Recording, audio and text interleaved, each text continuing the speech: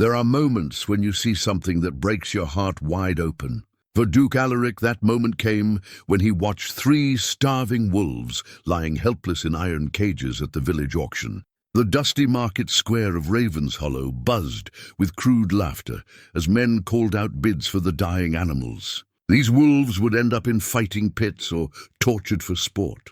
Duke Alaric stood quietly at the back, his weathered face showing no emotion. He had come for supplies, nothing more. But when the auctioneer started the bidding, something stirred deep in his chest. Rough voices shouted prices while the wolves lay motionless, their ribs visible through matted fur. Then Alaric stepped forward. His voice cut through the noise like thunder. "I will take them all." The crowd fell silent. What would a former military commander want with 3 dying wolves? Before we jump back in, tell us where you're tuning in from. And if this story touches you, make sure you're subscribed, because tomorrow I've saved something extra special for you. The silence that followed Alaric's declaration stretched like a taut bowstring across the market square. Every weathered face turned toward him, some curious, others hostile. The auctioneer, a thin man with nervous hands, cleared his throat and looked between Alaric and the crowd. "Sir, these are wild beasts, dangerous ones at that. Perhaps you'd prefer I said I'll take them all." Alaric's voice carried the authority of someone accustomed to being obeyed. "Name your price." The crowd began to murmur, voices rising like a disturbed beehive. Alaric ignored them, his grey eyes fixed on the 3 wolves.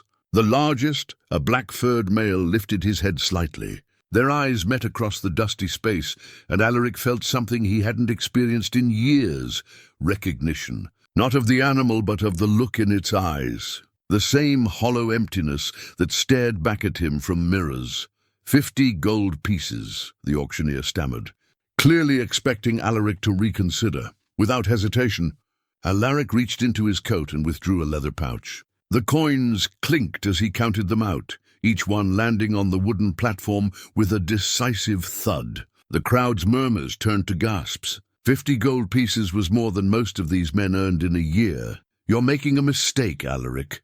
The voice belonged to Thomas Crane, the village blacksmith, a burly man with arms like tree trunks and a face that had seen too many tavern brawls. "Those beasts will turn on you first chance they get." Alaric turned slowly, his expression calm but unmistakably dangerous. "Since when do you concern yourself with my affairs, Thomas?" The blacksmith shifted uncomfortably but held his ground. "Since you're bringing predators into our village." "We got children here, old folks. What happens when those wolves get hungry?" "They won't be staying in the village," Alaric replied, his tone suggesting the conversation was over. But Thomas wasn't finished. "Maybe not. But your estate's only 3 miles out. Wolves can travel, can't they? And everyone knows what you used to be. A killer, just like them." The words hung in the air like smoke from a funeral pyre. Several villagers nodded in agreement, while others looked away uncomfortably. Alaric had lived on the outskirts of Ravenshollow for 8 years now, ever since his disgrace. He kept to himself, spoke little, and paid his debts promptly. But people remembered. They always remembered. "That's enough." Father Benedict's voice cut through the tension. The village priest was a small man, with kind eyes and graying hair, but he commanded respect. "Thomas, you forget yourself, do I, Father? Or am I the only one willing to speak truth? We all know what happened at Thornwick Pass. We all know why he's not wearing a uniform anymore." Alaric's jaw tightened, but he said nothing. Thornwick Pass. Even after 8 years, the name could still slice through him like a blade. The screams of dying men, the smell of smoke and blood, the look in Captain Morrison's eyes as he— "The past is the past," Father Benedict said firmly. "What matters is what we do today." Alaric appreciated the priest's support, but he didn't need it. He'd stopped caring what these people thought long ago. Or at least he'd tried to stop caring. He turned back to the auctioneer, who was staring at the gold coins as if they might disappear. "Well?" Alaric asked. "Yes, sir. They're yours." The man quickly scooped up the coins. "I'll need to get the keys for the cages." While they waited, Alaric studied the wolves more carefully. The largest was clearly the alpha, despite his weakened state. His black fur was matted and dull, but there was still fire in his yellow eyes. The second wolf, slightly smaller with dark grey fur, watched everything with wary intelligence. The third, the smallest of the group, appeared to be a young female. Her coat was lighter, more silver than grey, and she looked barely alive. Father Benedict approached quietly, his sandaled feet making little sound on the cobblestones. "This is an act of kindness, my son, but kindness often comes with a price." "Everything comes with a price, Father." Alaric's voice was distant, his mind already turning to practical matters. How to transport 3 weak wolves without being bitten, how to care for animals he knew nothing about, why he'd just spent a small fortune on creatures that would probably die anyway. "May I ask what you intend to do with them?" Alaric was quiet for a long moment, watching the young female wolf struggle to lift her head. "I'm not sure," he admitted, "but I couldn't watch them be sold to fighting rings." The priest nodded slowly. "Compassion is never a mistake. Even when we can't see the path, it leads us down."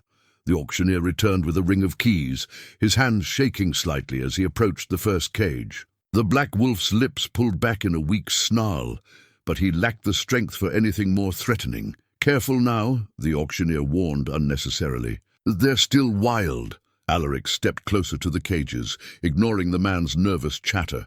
Up close, he could see the full extent of the wolves' condition. Their ribs showed through their fur like prison bars. Their eyes were sunken, their coats patchy where mange had taken hold. The smallest one's breathing was labored and shallow. "How long have they been without food?" he asked. 3 days, maybe 4, the auctioneer replied. "We tried feeding them, but they wouldn't take anything from us." Stubborn beasts, or terrified, Alaric thought. He'd seen the same behavior in captured soldiers, refusing food, refusing comfort, refusing to show any weakness to their captors. Pride was sometimes all that stood between a man and complete surrender. "I'll need a wagon," he said. "Old Henrik's got one he might rent," Thomas called out, his tone still hostile. "Assuming you can convince him to risk it for wolf transport." Alaric ignored the jab and walked toward Henrik's stall. The old farmer was a reasonable man, and his wagon was sturdy enough to handle the cages. As he negotiated the rental, Alaric was aware of eyes following his every move. The villagers clustered in small groups, talking in hushed voices about his unexpected purchase. He caught fragments of their conversations. "And you always knew he was touched in the head. What does a man like that want with wolves? Probably planning something terrible." Let them talk, he thought. He'd learned long ago that people would create their own stories, regardless of the truth. Better to let them wonder than to try explaining something he didn't fully understand himself. Within an hour, the 3 cages were loaded onto Henrik's wagon. The wolves endured the movement with stoic silence, though Alaric could see the stress in their tense muscles and rapid breathing. He'd rented the wagon for 2 days, long enough to get them to his estate and figure out what came next. As he climbed onto the driver's seat, Father Benedict approached one last time. "If you need help, any kind of help, you know where to find me." Alaric nodded his thanks and took up the reins. The horses, Henrik's reliable draft animals, seemed nervous about their cargo but obeyed his commands. As the wagon rolled out of the market square, Alaric felt the weight of dozens of stairs on his back. The road to his estate wound through rolling hills, dotted with oak trees and overgrown hedgerows. It was peaceful country, the kind of place where a man could forget the world existed beyond the next ridge. Alaric had chosen this location precisely for its isolation, buying the old manor house and its surrounding lands with the last of his military savings. The house itself was a testament to faded nobility, 3 stories of weathered stone and ivy-covered walls, with tall windows that had once looked out on manicured gardens. Now those gardens were wild tangles of herbs and flowers that grew as they pleased. Alaric preferred it that way. There was honesty in things that were allowed to follow their nature. He pulled the wagon around to the back of the house, where a series of outbuildings provided storage and shelter. The old stables would work for now, though he'd need to modify them. Wolves weren't horses, and they'd need different accommodations. As he began unloading the first cage, Alaric found himself thinking about his father. Duke Aldrich Thorne had been a man who understood animals, particularly the hunting hounds that were the pride of the family estate. Respect them, he'd always said, and they'll respect you. Fear them, and they'll sense it. But never try to break them completely. A broken animal is worthless. His father had been dead 20 years now, killed in the same border skirmish that had claimed Alaric's older brother. The dukedom should have passed to Alaric then, but he'd been too young, too eager to prove himself on the battlefield. He'd chosen the military over his inheritance, leaving the estate in the hands of trustees. That decision had cost him everything. The Black Wolf watched from his cage as Alaric set up a temporary pen using salvaged fence posts and rope. There was intelligence in those yellow eyes, an awareness that this place was different from the auction block. Safer perhaps, but still a prison. "I know," Alaric said quietly, not caring if anyone heard him talking to an animal. "You don't trust me yet." "Can't say I blame you." The wolf's ears twitched at the sound of his voice, but he remained motionless. The other two wolves were less alert, conserving what little energy they had left. Time was running short for all of them, but especially for the young female. She needed food, water, and medical attention, assuming she would accept any of it. As the sun began to set behind the oak trees, Alaric realized he'd committed himself to something he had no idea how to accomplish. He'd saved 3 dying wolves from a fate worse than death, but now what? He had no experience with wild animals, no knowledge of their needs beyond basic survival.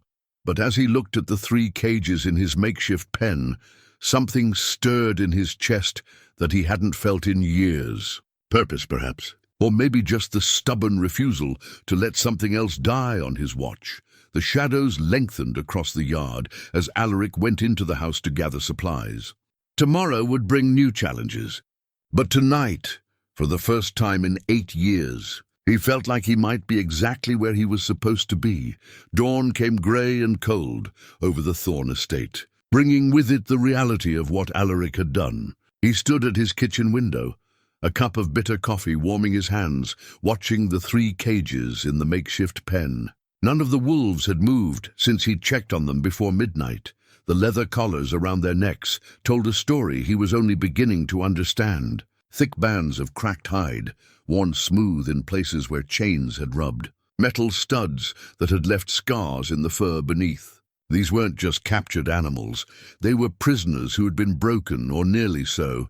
Alaric set down his coffee and walked outside, his boots crunching on the frost-covered grass. The black wolf's head lifted as he approached, those yellow eyes tracking his every movement. The other 2 remained still, but Alaric could see the slight rise and fall of their breathing.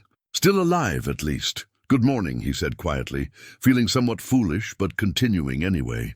"I imagine you're hungry."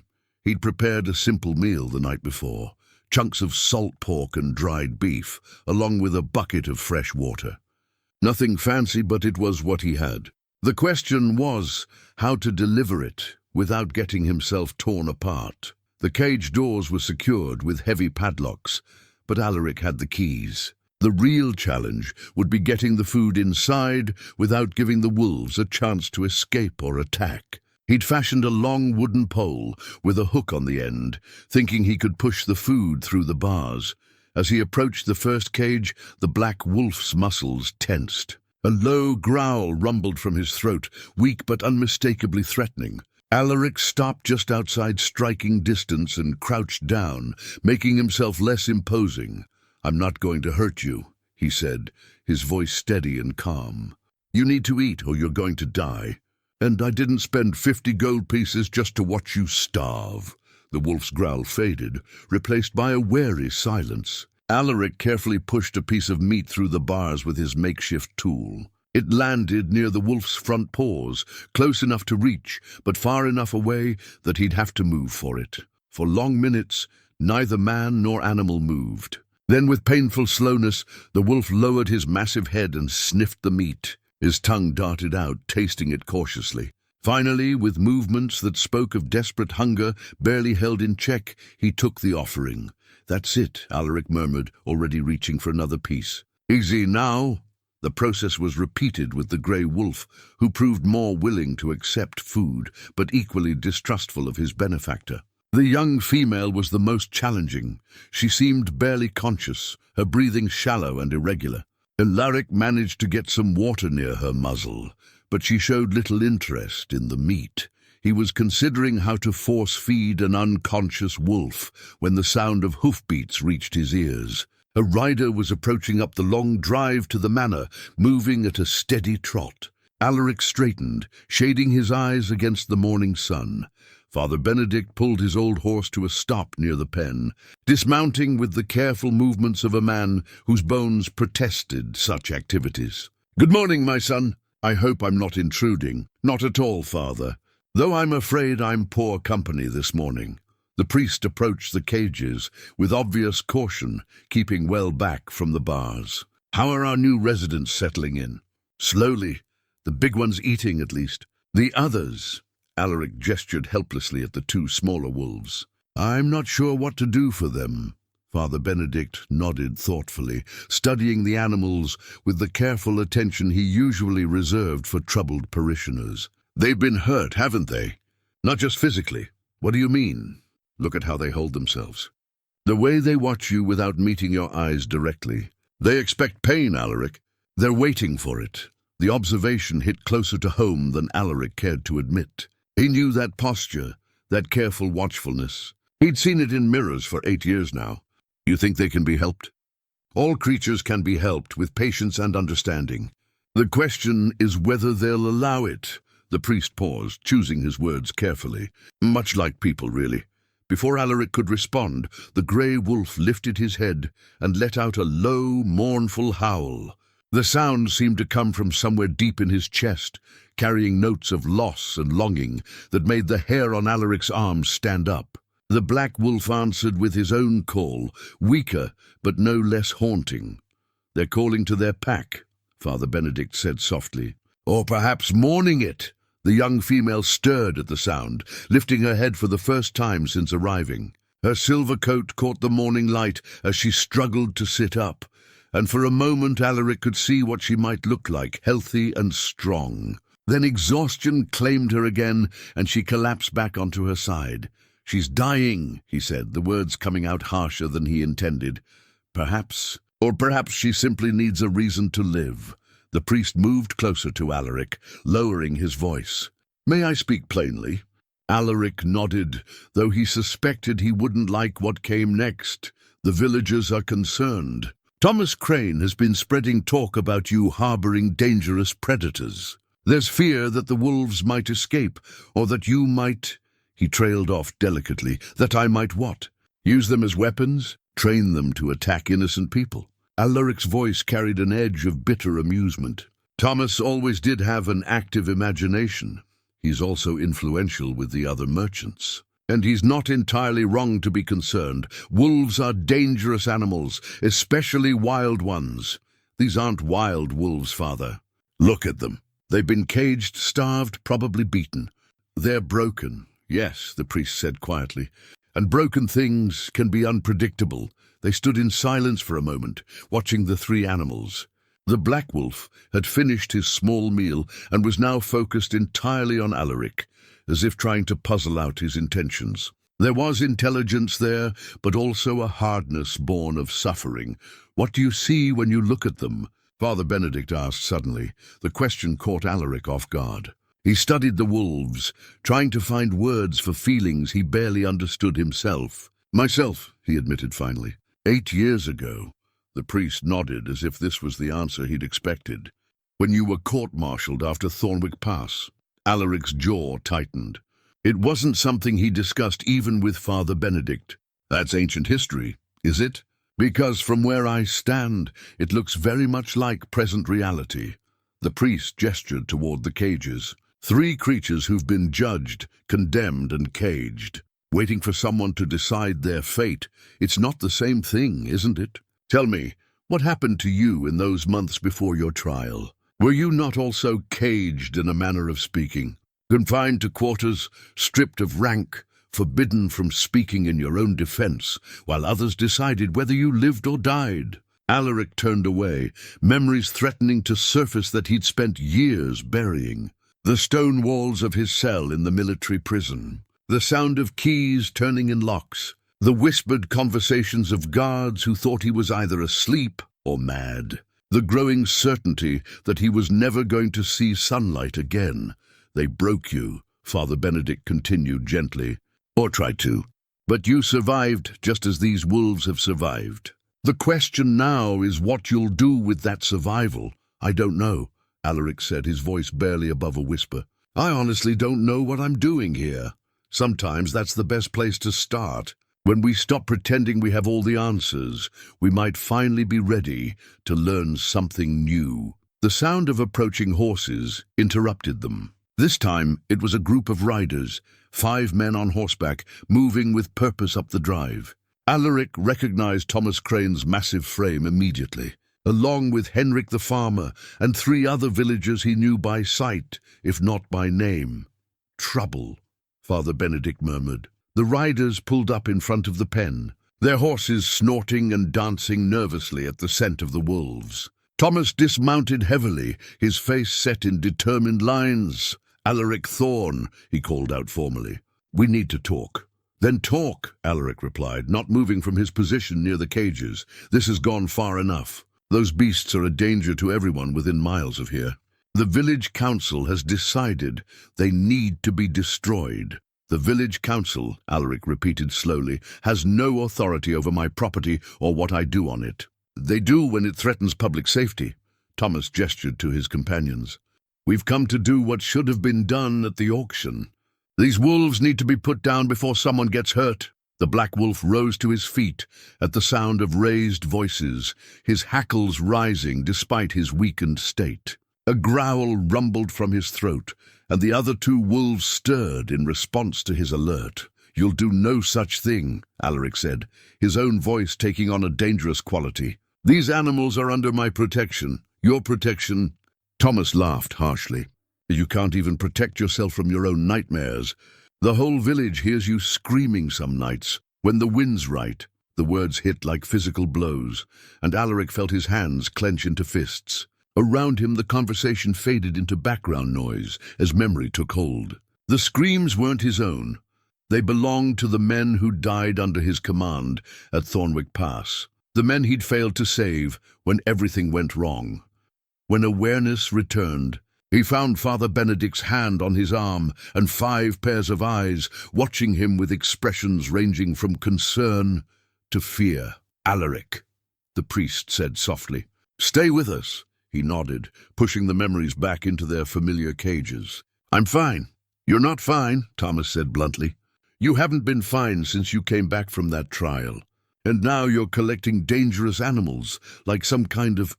He searched for words. Like you're building an army. Get off my land, Alaric said quietly. Or what?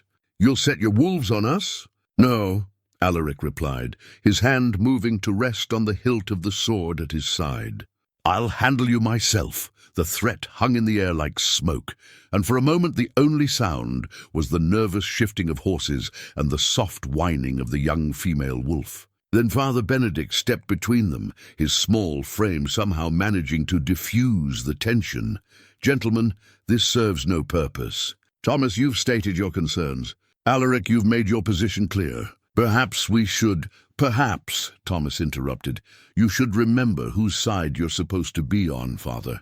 These people look to you for guidance, and here you are, supporting a man who's clearly lost his mind. I support all members of my flock, the priest replied calmly, even the ones who forget their manners when they're frightened. Thomas's face darkened, but before he could respond, the young female wolf made a sound that stopped all conversation. It was barely more than a whisper, a soft whine that spoke of pain and desperate need. She was trying to lift her head again, her silver eyes searching for something.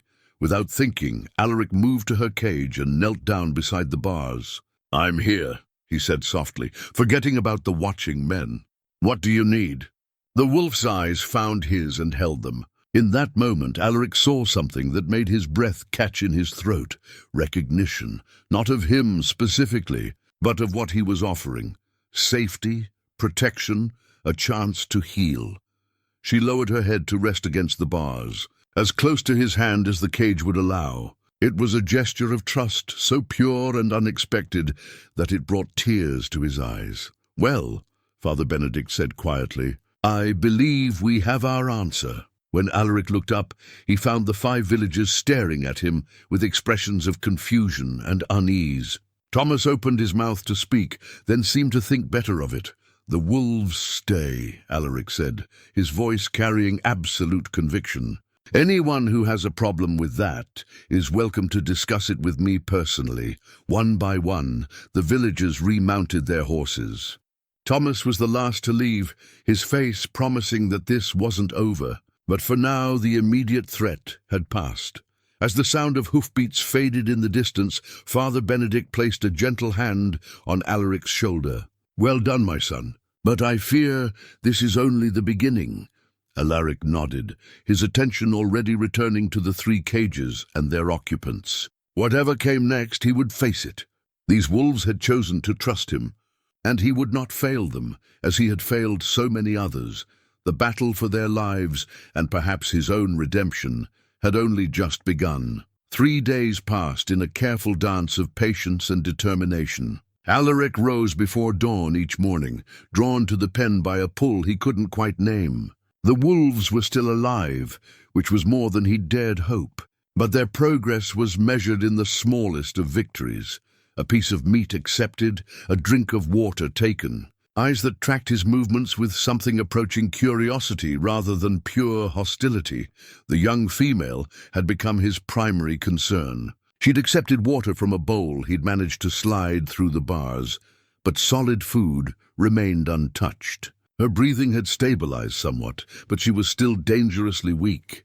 Alaric found himself checking on her every few hours, as if his presence alone could will her back to health. On the morning of the 4th day, he discovered something that stopped him in his tracks. Lying forgotten in the corner of his father's study was an old hunting horn, its brass surface tarnished green with age. He picked it up with hands that trembled slightly, remembering the weight of it, the feel of the metal against his lips. Duke Alaric Thorn had carried this horn on every hunt, its clear notes calling hounds to heel or signaling the end of a successful chase. It had been a symbol of tradition, of the unbroken line of Thorns who had ruled these lands for 7 generations. Alaric had been meant to carry it after his father's death, but military service had called, and the horn had been packed away with other reminders of a life he'd chosen not to live.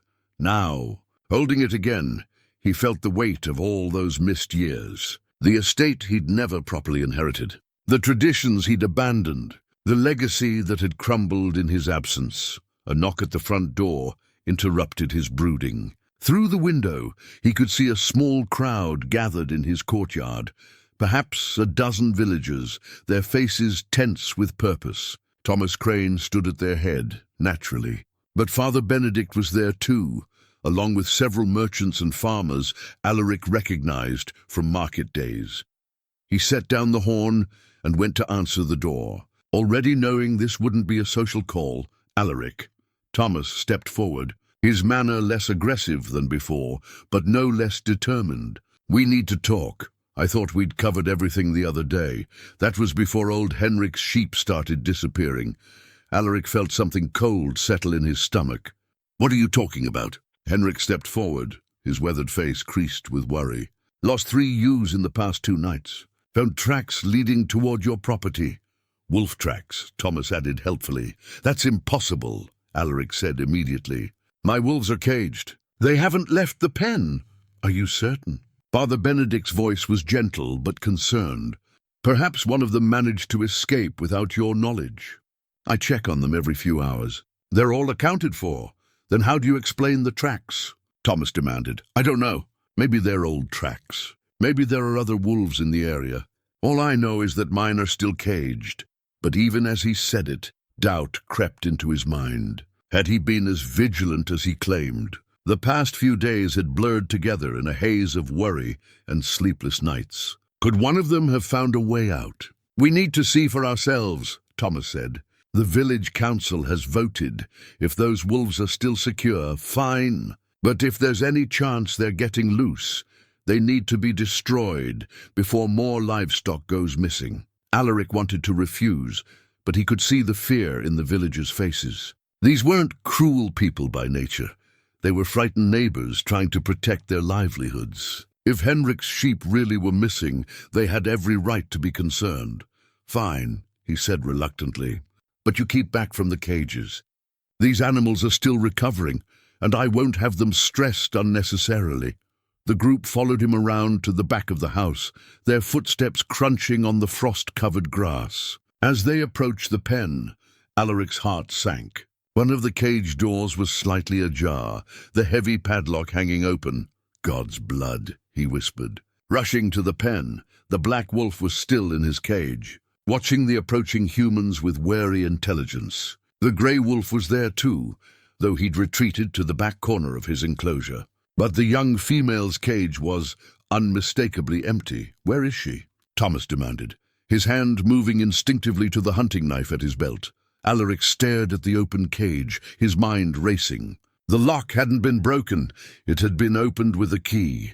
But he had the only keys, and he certainly hadn't released the wolf, unless a memory surfaced from the previous evening. He'd been exhausted, worried about the female's condition. Had he secured the lock properly after feeding her? The past few days were a blur of interrupted sleep and constant anxiety. It was entirely possible he'd made a mistake. "She can't have gone far," he said, though he knew wolves could cover remarkable distances when motivated. "She was barely able to lift her head yesterday." "That was yesterday," Thomas replied grimly. "Hunger's a powerful motivator." Alaric knelt beside the empty cage, studying the ground for tracks. The earth was soft from recent rain, and he could make out paw prints leading away from the pen, but they seemed too large, too widely spaced. "These weren't the tracks of a wolf still recovering from starvation. These aren't her tracks," he said slowly. "What do you mean?" "Look at the size, the depth. She weighs maybe half what she should. These prints were made by a much larger animal." Thomas crouched beside him, studying the markings with the eye of an experienced hunter. After a moment, his expression grew troubled. "You might be right. But if these aren't her tracks, then there are other wolves in the area," Alaric finished. "Wild ones." The implication hung heavy in the air. If wild wolves were hunting near the village, it changed everything. Alaric's caged animals were no longer the primary threat, but they were still convenient scapegoats. "We need to search the estate," Father Benedict said quietly. "If she's still here, we need to find her before she becomes prey to whatever made these tracks." "And if she's already dead?" Thomas asked bluntly. "Then we'll deal with that when we find her body." They spread out across the estate grounds, calling out to each other as they searched. Alaric took the area closest to the house, hoping against hope that the young wolf had simply sought shelter somewhere nearby. She was smart. He'd seen the intelligence in her eyes, but she was also weak and disoriented. He found her in the old stable, curled up in a corner stall that had once housed his father's favorite hunting horse. She lifted her head as he approached, her silver eyes reflecting a mix of fear and resignation. She'd managed to crawl perhaps 200 yards from her cage before exhaustion claimed her. "There you are," he said softly, dropping to one knee just outside the stall. "Gave us quite a scare." The wolf watched him approach, but she didn't try to flee. Her escape had cost her what little strength she'd regained, and they both knew she couldn't run, even if she wanted to. "I know you don't understand," Alaric continued, keeping his voice low and soothing, "but I'm trying to help you. Those men outside, they're scared, and scared people do dangerous things." Slowly, carefully, he reached out his hand. The wolf tensed but didn't retreat as his fingers came to rest on her head, gently stroking the soft fur between her ears. She was burning with fever, her body fighting infections and malnutrition in equal measure. "We need to get you back to the pen," he whispered. "It's not safe out here." The sound of approaching footsteps made both man and wolf look up. Thomas appeared in the stable doorway, his face grim with purpose. Behind him came Henrik and 2 other villagers, all armed with hunting knives. "Is that her?" Thomas asked. "It is." And as you can see, she's hardly in condition to be hunting sheep." Thomas studied the wolf's emaciated form, his expression softening slightly. "Maybe not, but the fact remains. Livestock is missing and there are wolf tracks on your property, not her tracks. We established that. No, but her presence might have attracted the others. Wolves are pack animals, aren't they? Maybe the wild ones caught her scent and came looking. It was a reasonable theory, and one that made Alaric's blood run cold. If his act of kindness had inadvertently put the village's livestock at risk, how many more animals would die? How long before the wolves grew bold enough to threaten people? "What do you want me to do?" he asked wearily. "Help us track down the real culprits. You were military. You know about hunting and tracking. Help us find these wild wolves before they kill again." The request surprised him. For months, the villagers had treated him with suspicion and fear. Now they were asking for his help, acknowledging skills they'd previously seen as threats. "And my wolves?" "Keep them caged." "Properly caged. But we'll accept that they're not the immediate problem." It wasn't complete vindication, but it was progress. Alaric gently scooped up the young female, surprised by how light she felt in his arms. She offered no resistance, too weak to protest even this ultimate indignity. "All right," he said, as he carried her back toward the pen. "We hunt tomorrow, but we do it properly, tracking, not slaughter. These wolves have reasons for what they're doing, and if we can understand those reasons, maybe we can solve this without bloodshed." Thomas nodded slowly. "Tomorrow, then, first light." As they secured the young wolf back in her cage, with Alaric triple-checking the lock this time, he found himself thinking about the hunting horn in his father's study, a symbol of traditions stretching back generations, of the proper relationship between human civilization and the wild spaces beyond. Perhaps it was time to remember some of those older ways. Not all problems could be solved with sword and spear. Sometimes the answer lay in understanding rather than conquest, in finding balance rather than dominance. The hunt would come, but it would be different from any the village had known before. And maybe, if they were very careful and very wise, they might find a solution that honored both human needs and wild nature.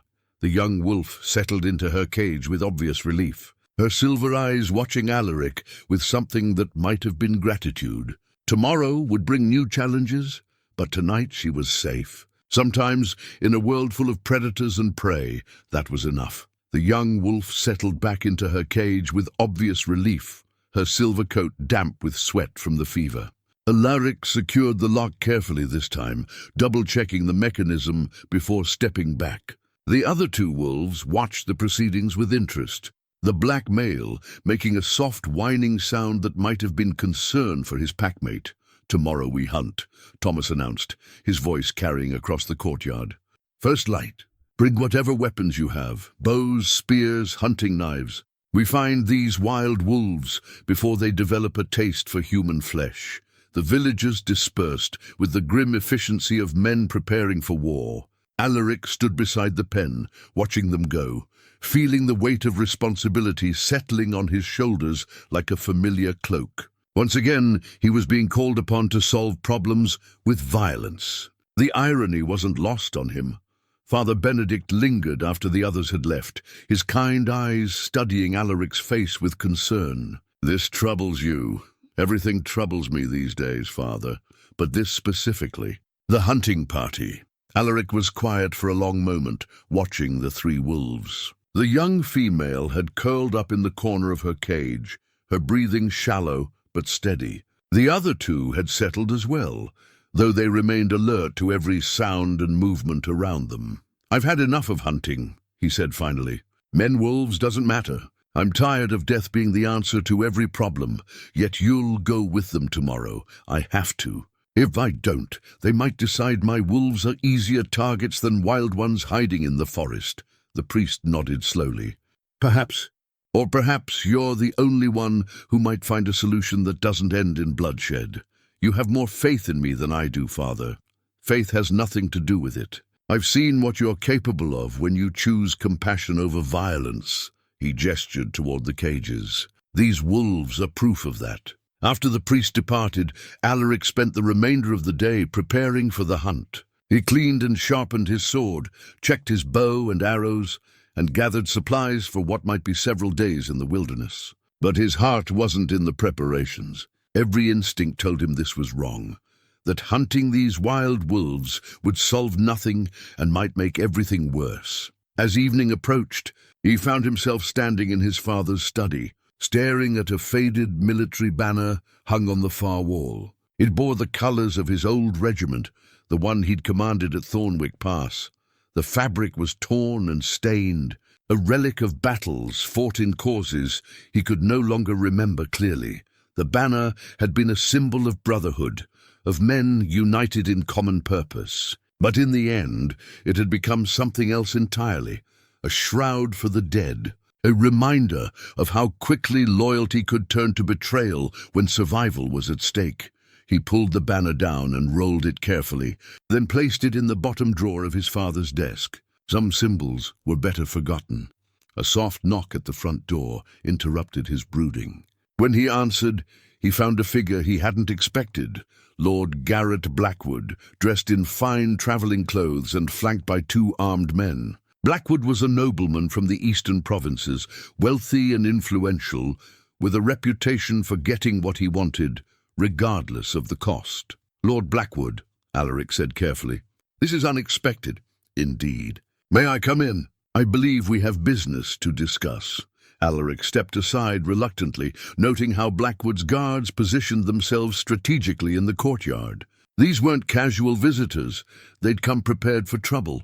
"I understand you've acquired some interesting livestock recently," Blackwood began without preamble, settling himself in the best chair by the fireplace as if he owned the place. "If you're referring to the wolves, they're not for sale." "Everything is for sale, my dear Thorn. It's simply a matter of price." Blackwood's smile was cold and calculating. "I was at the auction, you see. Quite impressive the way you outbid everyone. Though I must admit, I was disappointed not to acquire those particular specimens myself." "Then you should have bid higher." "Oh, I could have, easily, but I thought it might be more sporting to approach you directly. After all, we're both men of the world. Surely we can reach an accommodation." Alaric remained standing, unwilling to sit and thereby grant this conversation any legitimacy.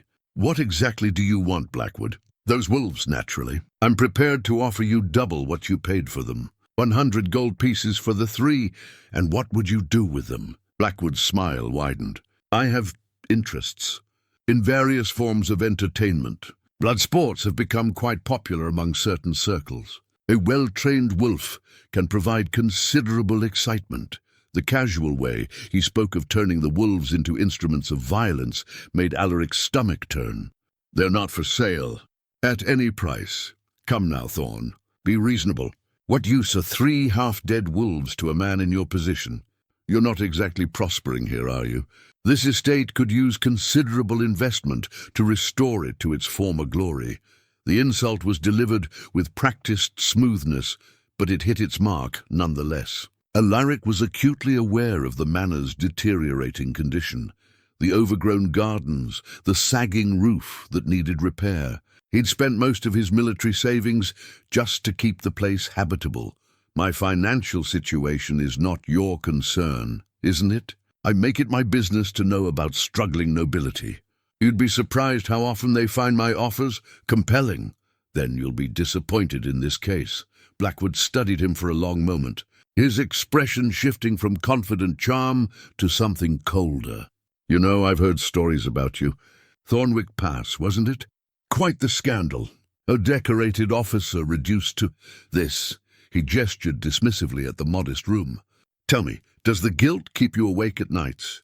All those men who died because of your mistakes." The words hit like physical blows, but Alaric kept his expression neutral. "You're not welcome in my home, Blackwood. Take your men and leave, of course. But before I go, perhaps you should know, I've made inquiries about those wolves. Quite interesting what I discovered. They weren't captured randomly, you see. They were taken from very specific territory. Land that once belonged to your family, if I'm not mistaken." Alaric felt the room seem to shift around him. "What are you talking about?" "The northern reaches of your family's original holdings. Magnificent country, really. Perfect for hunting. I should know, I own it now. The revelation hit Alaric like a physical blow. Those lands had been part of the Thorn estate for generations, home to the wolves that appeared on his family's heraldic crest. If Blackwood owned them now, how? He asked, his voice barely above a whisper. Debts, my dear fellow. Amazing how quickly they accumulate when there's no one to manage an estate properly. The trustees your father appointed were, shall we say, less than competent. By the time you returned from your military adventures, most of your inheritance had been sold to cover accumulated expenses. The room spun around Alaric as the implications sank in.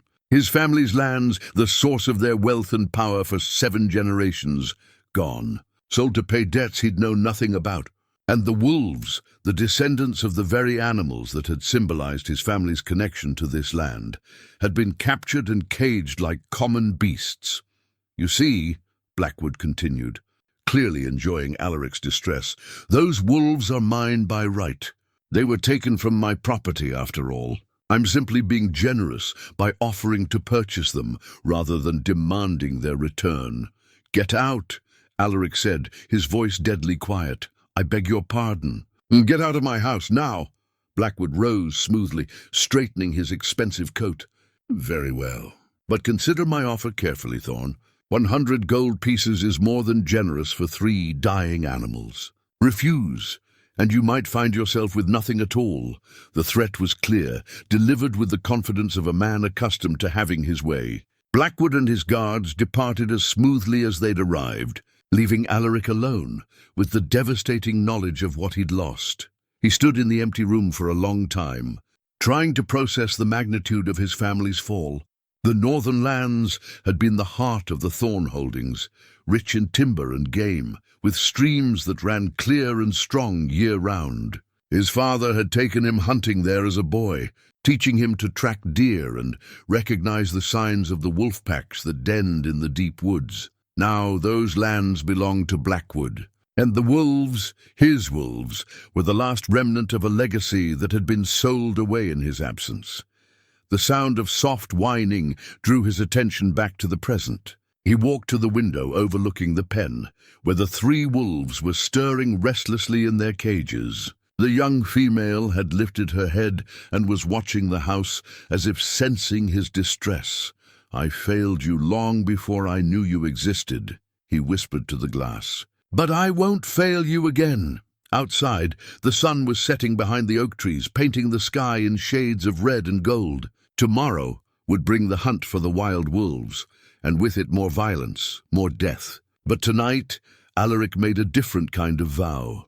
Whatever it cost him, whatever he had to sacrifice, these 3 wolves would not become instruments of entertainment for Blackwood's cruel games. They were the last link to his family's true heritage, and he would protect them with his life.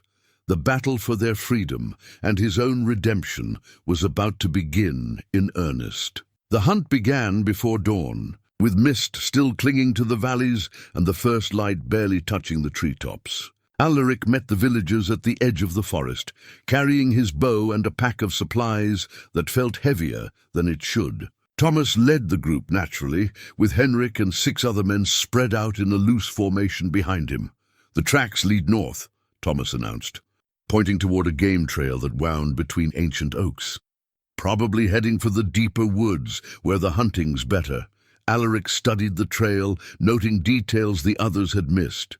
The tracks were indeed fresh, made within the last day, but they told a more complex story than simple wolf movement. There were at least 3 animals, possibly 4, and they weren't just hunting randomly. They were moving with purpose, following established routes through territory they knew well. These wolves have been here for some time, he said quietly to Father Benedict, who had insisted on joining the hunting party despite his advanced years. They're not newcomers driven by desperation. Then why are they suddenly attacking livestock? It was a good question, and one that troubled Alaric as they followed the trail deeper into the forest. In his experience, wild wolves avoided human settlements unless driven by extreme circumstances, disease, starvation, or territorial displacement. Something had changed recently to make these animals more aggressive. The forest itself seemed different from his childhood memories. Thinner somehow, with gaps in the canopy that spoke of recent logging. Many of the oldest trees were gone, their stumps marking where giants had once stood. The wolf tracks led through these cleared areas, following paths that no longer made sense in the altered landscape. "Who's been cutting timber here?" he asked Henrik. "Lord Blackwood's crews," the farmer replied with obvious distaste. "Started about 6 months ago. Been taking the best trees, leaving the rest to rot." The answer hit Alaric like a physical blow. 6 months ago, right around the time when reports of wolf sightings had begun increasing. Blackwood's logging operation had disrupted the animals' traditional territory, forcing them to seek new hunting grounds. The attacks on livestock weren't random predation. They were the desperate actions of displaced creatures trying to survive in a world that had suddenly become hostile. "We need to talk," he said to Thomas, pulling the blacksmith aside as the group paused to examine a particularly clear set of tracks. "What is it?" "I think I know why these wolves are hunting near the village. Blackwood's logging crews have been destroying their territory. They're not attacking livestock because they prefer it. They're doing it because their natural prey has been driven away." Thomas frowned, clearly not following the implications. "So wolves are wolves, dangerous either way. But if we can restore their territory, give them a reason to stay away from human settlements, you want to negotiate with wolves?" Thomas's voice carried obvious disbelief. "Alaric, they're animals. You can't reason with them? Maybe not. But we might be able to solve this without killing them. And how exactly would we do that?" Alaric was still forming the idea, but it felt right in a way that violence never had. Blackwood's logging crews.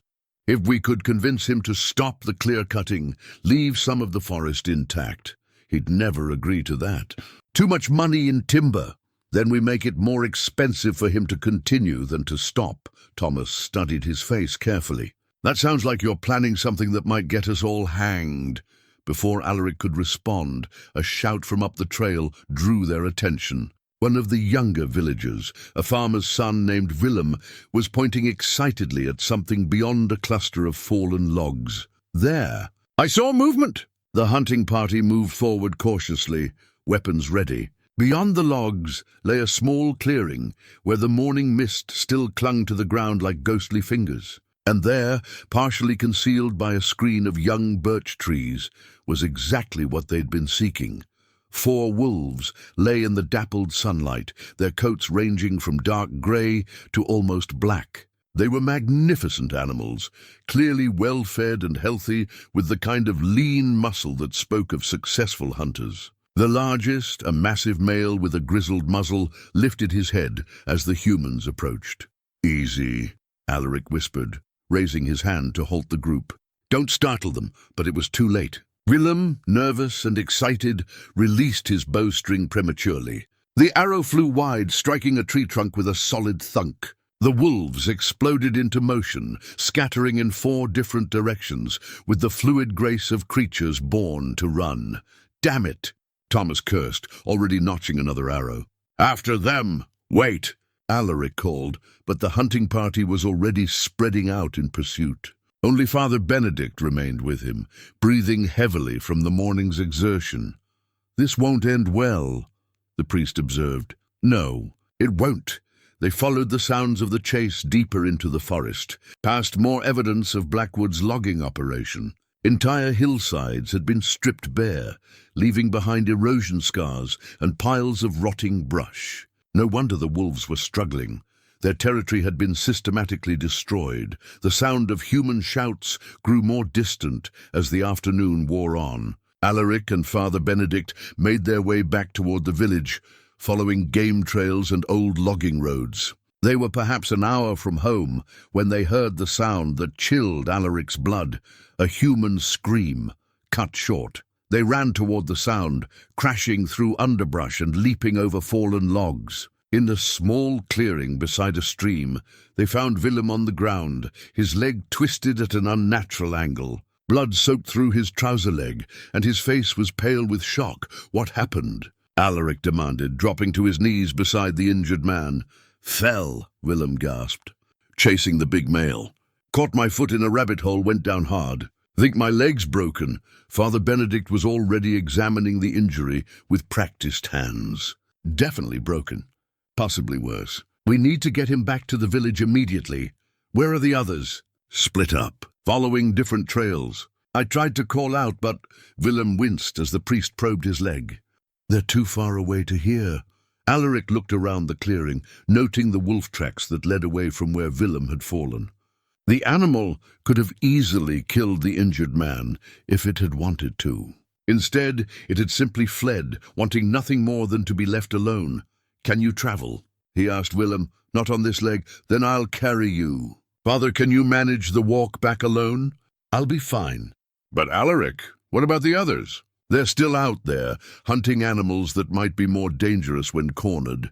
It was a valid concern. Wounded predators were unpredictable, and frightened men with weapons were often more dangerous than the animals they hunted. But Willem needed medical attention immediately, and every minute they delayed increased the risk of permanent damage. We get Willem to safety first, Alaric decided. Then we worry about the others. The journey back to the village was a nightmare of careful steps and suppressed groans. Willem tried to be stoic about the pain, but every movement sent fresh waves of agony through his broken leg. By the time they reached the village healer's cottage, all three men were exhausted. Margaret Thorne, no relation, despite the name, was a widow in her 60s who had learned healing from her mother and grandmother before her. She took one look at Willem's leg and immediately began preparing supplies for surgery. Bones broken clean through, she announced after a careful examination. Going to need to set it properly or he'll walk with a limp the rest of his life. Assuming infection doesn't set in. While Margaret worked on Willem's leg, Alaric and Father Benedict waited outside the cottage. The sun was setting, painting the sky in shades of red and orange, and there was still no sign of the other hunters. They should have returned by now, the priest said quietly. I know.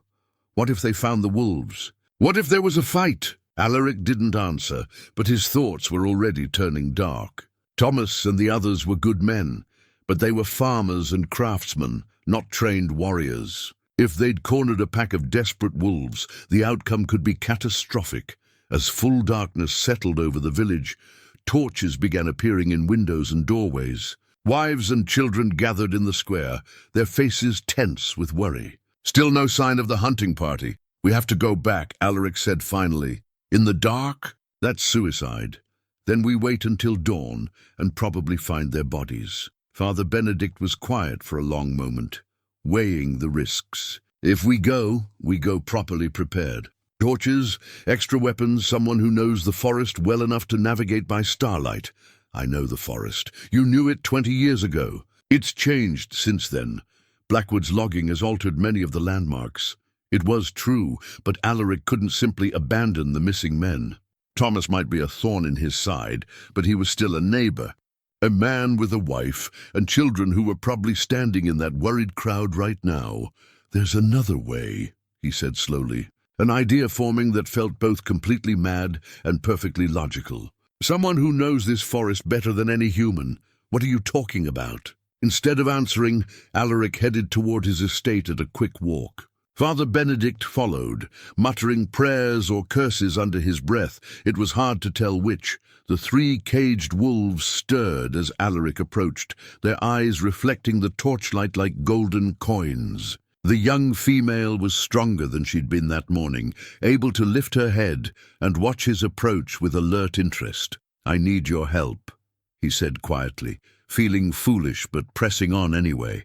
Your wild cousins are in trouble, and so are some men from the village. If I let you out, will you help me find them? The black male tilted his head, as if actually considering the question. The grey wolf moved closer to the bars of his cage, sniffing the air and testing Alaric's scent. But it was the young female who provided the answer, a soft whine that somehow conveyed both understanding and agreement. Alaric, Father Benedict said carefully, what exactly are you thinking?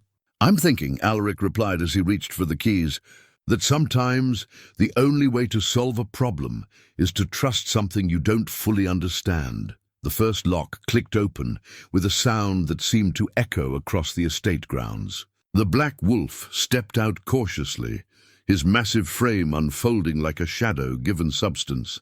He was still gaunt from his ordeal, but there was strength in his movements that hadn't been there before. One by one, Alaric opened the remaining cages. The three wolves emerged into the night air, testing their freedom with careful steps and raised noses. For a moment, he was certain they would simply vanish into the darkness, leaving him standing alone in his courtyard like a fool. Instead, the young female approached him directly, her silver coat ghostly in the torchlight. She looked up at him with those intelligent eyes and made a sound that was almost conversational, a soft woof that seemed to say, "Lead the way." Behind them, Father Benedict muttered something that definitely sounded like a prayer. The journey through the night forest was unlike anything Alaric had ever experienced. The three wolves moved like living shadows, their paws silent on the forest floor, their senses attuned to subtleties no human could perceive. They didn't run ahead or lag behind. They flanked him and Father Benedict, maintaining a protective formation that spoke of pack instincts older than civilization. The young female took point, her silver coat barely visible in the dappled moonlight that filtered through the canopy. Despite her recent weakness, she moved with growing confidence, her nose testing every shift in the wind. Behind them, the two males watched the flanks, their heads constantly moving as they monitored for threats. "This is madness," Father Benedict whispered, but his voice carried more wonder than fear. "Probably," Alaric agreed. Following the silver wolf along a game trail he would never have found on his own. But it's the right kind of madness. They had been walking for perhaps an hour when the wolves suddenly stopped, their bodies tensing in unison. The black male raised his muzzle and released a low, throaty howl that seemed to vibrate through the very air. In the distance, an answer came back, not from other wolves, but from human voices, faint and desperate. "There," Alaric breathed, adjusting his grip on his torch. "They're alive!" The silver female looked back at him, and in that moment he would have sworn she understood every word. She trotted ahead, following a path that led deeper into the forest, toward the sound of the voices. The other wolves fell in behind her, and Alaric and Father Benedict hurried to keep up. They found the hunting party in a small valley where Blackwood's loggers had cleared everything except a cluster of massive oak trees too large to fell easily. The men had taken refuge in the hollow between the oak's enormous roots, and around them, just at the edge of the torchlight, 4 pairs of eyes reflected the flames. "Alaric!" Thomas's voice carried relief and disbelief in equal measure. "Thank God! But what are you—" His words died as he saw the 3 wolves flanking the rescue party. "Easy," Alaric called softly, as much to the wild wolves as to the terrified men. "Nobody move suddenly." The situation was a delicate standoff. The wild wolves weren't attacking, but they weren't backing down either. They had the men trapped, but seemed uncertain what to do next. Perhaps they were as confused by this strange encounter as everyone else. The silver female stepped forward, separating herself from Alaric's group. The largest of the wild wolves, the grizzled male they'd glimpsed that morning, lifted his head to study her. For a long moment, the 2 animals regarded each other across the small clearing. Then something remarkable happened. The wild male approached the silver female, his movements careful but not threatening. They touched noses briefly, a greeting between distant relatives who recognized their kinship despite the vast differences in their recent experiences. "Well, I'll be damned," Henrik whispered from his position among the oak roots. The young female turned back toward Alaric, then looked again at the wild male. She made a series of soft sounds, not quite barks, not quite whines, that seemed to carry complex meaning. The wild wolf tilted his head, listening, then looked directly at Alaric with those intelligent yellow eyes. "I think," Father Benedict said quietly, "she's explaining who you are. That's impossible, is it? Look at them." Alaric watched in amazement as the conversation continued. The wild wolves gathered around the silver female, their body language shifting from defensive to curious. She was telling them something, and they were listening with the kind of attention that suggested understanding. After several minutes of this exchange, the grizzled male approached Alaric directly. He stopped just outside arm's reach, his massive head level with Alaric's chest, and studied the human with the same intensity Alaric had seen in his own wolves when they were deciding whether to trust him. Then, moving with deliberate care, the wild wolf stepped aside and made a soft chuffing sound to his packmates. The other 3 wild wolves melted back into the forest, disappearing as silently as they had arrived. "They're leaving," Thomas said, his voice thick with disbelief. "Not leaving," Alaric corrected, watching the last of the wild wolves vanish into the darkness. "Going home." The rescued men emerged from their shelter on shaking legs, their faces pale in the torchlight. They'd been trapped for hours, watching death circle them in the form of yellow eyes and gleaming teeth. The fact that they were alive and unharmed seemed impossible. "How?" Thomas asked simply. "I'm not entirely sure," Alaric admitted. He looked down at the silver female, who was sitting beside him like a loyal dog. "But I think she convinced them that we're not their enemies." "Wolves don't negotiate," Henrik protested. "Don't they?" Father Benedict's voice was thoughtful. "We assume animals are driven purely by instinct, but what if we're wrong? What if they're capable of more complex reasoning than we give them credit for?" The return journey to the village was subdued, each man lost in his own thoughts about what they'd witnessed. The 3 wolves remained with Alaric and Father Benedict, but their demeanor had changed. They moved with more confidence now, more like partners than prisoners. As they reached the edge of the forest, Thomas stopped and turned to face Alaric. "What happens now?" "What do you mean?" "With them," he gestured to the wolves. "With all of this. We can't pretend it didn't happen." Alaric looked at his 3 companions, who were watching the exchange with obvious intelligence. The young female had regained much of her strength during the night's adventure, and the 2 males seemed more alert and vital than they had since the auction. "I don't know," he said honestly, "but I think they've earned the right to make their own choices." He knelt beside the silver female and gently touched her head. "You're free," he said quietly. "All of you. You can go back to the forest if you want. Join the wild pack. Live as wolves should live." The 3 animals looked at each other, some form of communication passing between them that no human could decipher. Then one by one, they each approached Alaric and touched their noses to his outstretched hand, a gesture that felt remarkably like a pledge of loyalty. "I think," Father Benedict observed, "they've made their choice." By the time they reached the village, word of the night's events had spread like wildfire. People lined the streets, staring in amazement at the sight of Alaric walking calmly through their midst with 3 wolves at his side.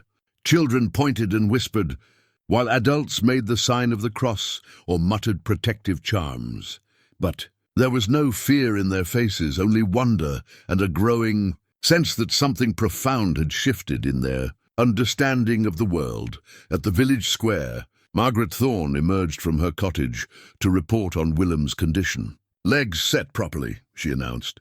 "He'll be walking again in a few weeks, though he might have a slight limp."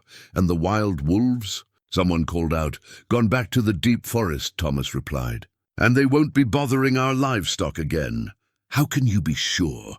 Alaric stepped forward, the 3 wolves arranging themselves around him in a protective formation that was somehow both threatening and reassuring. "Because we've reached an understanding.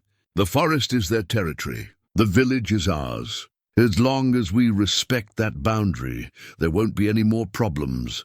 And if they don't keep their word..." The question came from Marcus the Miller, a practical man who dealt in certainties rather than possibilities. "Then we'll deal with that when it happens," Alaric replied.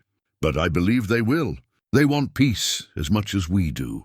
As the crowd began to disperse, Father Benedict approached Alaric one last time. "What you did tonight, it was remarkable. But I fear it may have consequences you haven't considered, such as... Lord Blackwood won't be pleased to learn that his logging operation has been disrupted, and there are others who profit from conflict between humans and wolves. They may not appreciate your diplomatic solution." Alaric had been thinking the same thing. His arrangement with the wild wolves was fragile, dependent on mutual trust and respect. If someone wanted to shatter that peace, it wouldn't be difficult to do. "Let them come," he said quietly, watching his 3 companions sniff the night air with alert interest.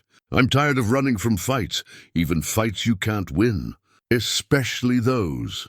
As they walked back toward the estate, Alaric found himself thinking about the ancient map he'd discovered in his father's study earlier that week. Hidden passages, forgotten chambers, family secrets that had been buried for generations. Perhaps it was time to uncover some of those secrets and discover what other resources his heritage might provide. The battle for the wolves' freedom was far from over. If anything, it was just beginning. But for the first time in 8 years, Alaric felt like he had allies worth fighting alongside, and that made all the difference in the world. 3 days after the night in the forest, Alaric sat in his father's study with the ancient estate map spread across the desk before him. The parchment was yellow with age, its edges cracked and brittle, but the details were still clearly visible. Hidden passages, secret chambers, underground tunnels that connected the manor to various outbuildings. His ancestors had been nothing if not thorough in their preparations for siege or invasion. The 3 wolves lay near the fireplace, having claimed the warmest spot in the room as their own. They no longer needed cages or constraints. They had chosen to stay, and that choice seemed to grow stronger each day. The silver female, whom Alaric had begun calling Luna for her coat's resemblance to moonlight, lifted her head as he traced a particular passage on the map with his finger. "Look at this," he murmured, more to himself than to his companions. "Father's study connects to the wine cellar, which connects to the old chapel foundations." And from there, he followed the line further. A tunnel that leads all the way to the family crypt. It was the crypt he'd been avoiding since his return to the estate. His father and brother were buried there, along with 7 generations of thorns before them. He'd told himself he wasn't ready to face those ghosts, but perhaps the truth was that he simply hadn't been worthy of their presence. A knock at the front door interrupted his brooding. When he answered, he found a young messenger boy, perhaps 14 years old, with mud-splattered clothes and a nervous expression. "Message for Lord Thorn," the boy stammered, holding out a sealed letter with obvious reluctance. "I'm not a lord," Alaric said gently, accepting the letter. "Just Alaric." "Yes, sir." "I mean, yes, my lord." "I mean," the boy's face reddened with embarrassment. "It's all right. Who sent this?" "Lord Blackwood, sir, from his estate in the eastern provinces." He said to wait for a reply. Alaric broke the seal and unfolded the expensive parchment. Blackwood's handwriting was elegant and controlled. "The script of a man educated by the finest tutors money could buy. My dear Thorn, I trust you've had time to reconsider my generous offer regarding those wolves. Recent events in your village have been most interesting. Reports of wild animals being negotiated with rather than properly eliminated. Fascinating if true. It suggests a man with unusual talents for communication across species. I find myself even more interested in acquiring your specimens, given their apparent intelligence. Such creatures would be invaluable for my research purposes. I'm prepared to increase my offer to 150 gold pieces for all 3. However, I should mention that I've recently come across some documents that might interest you. Papers relating to your family's financial affairs during your military service. It seems there were irregularities in how your estate was managed. Debts that perhaps need not have been incurred. Sales that might have been avoided with proper oversight. I would be delighted to discuss these matters with you in person. Shall we say tomorrow evening? I'll be staying at the Ravenshollow Inn until this business is concluded. Your obedient servant, Lord Garrett Blackwood P.S. I do hope you'll consider my offer seriously.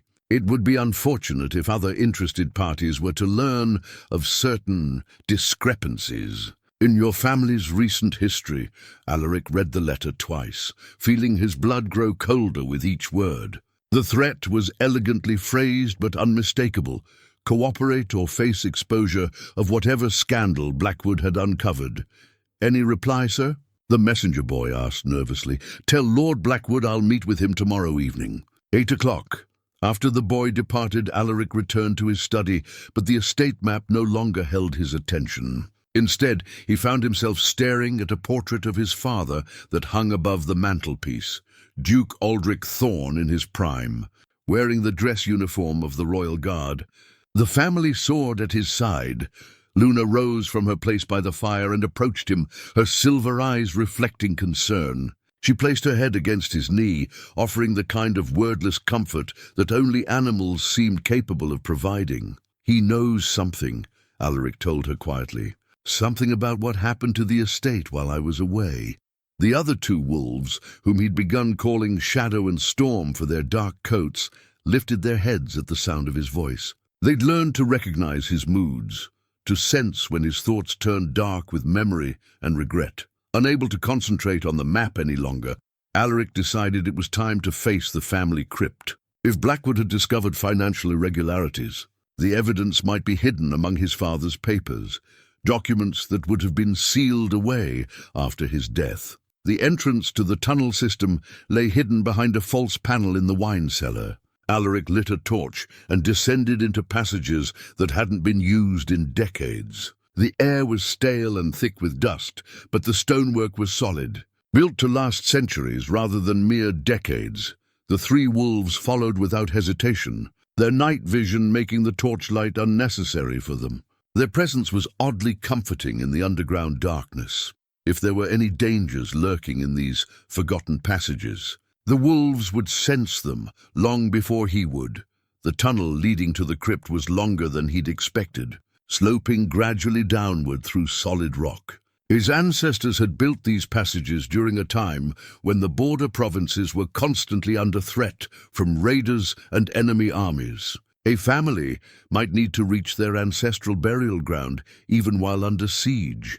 The crypt itself was a circular chamber carved from living rock, with stone sarcophagi arranged in concentric circles around a central altar. Torches set in wall sconces sprang to life as Alaric entered, apparently triggered by some mechanism he didn't understand. The effect was dramatic and slightly unsettling. His father's tomb was the newest, bearing a simple inscription: Duke Alaric Thorne, beloved father and faithful servant of the crown. Beside it lay his brother Marcus, killed in the same border skirmish that had claimed their father.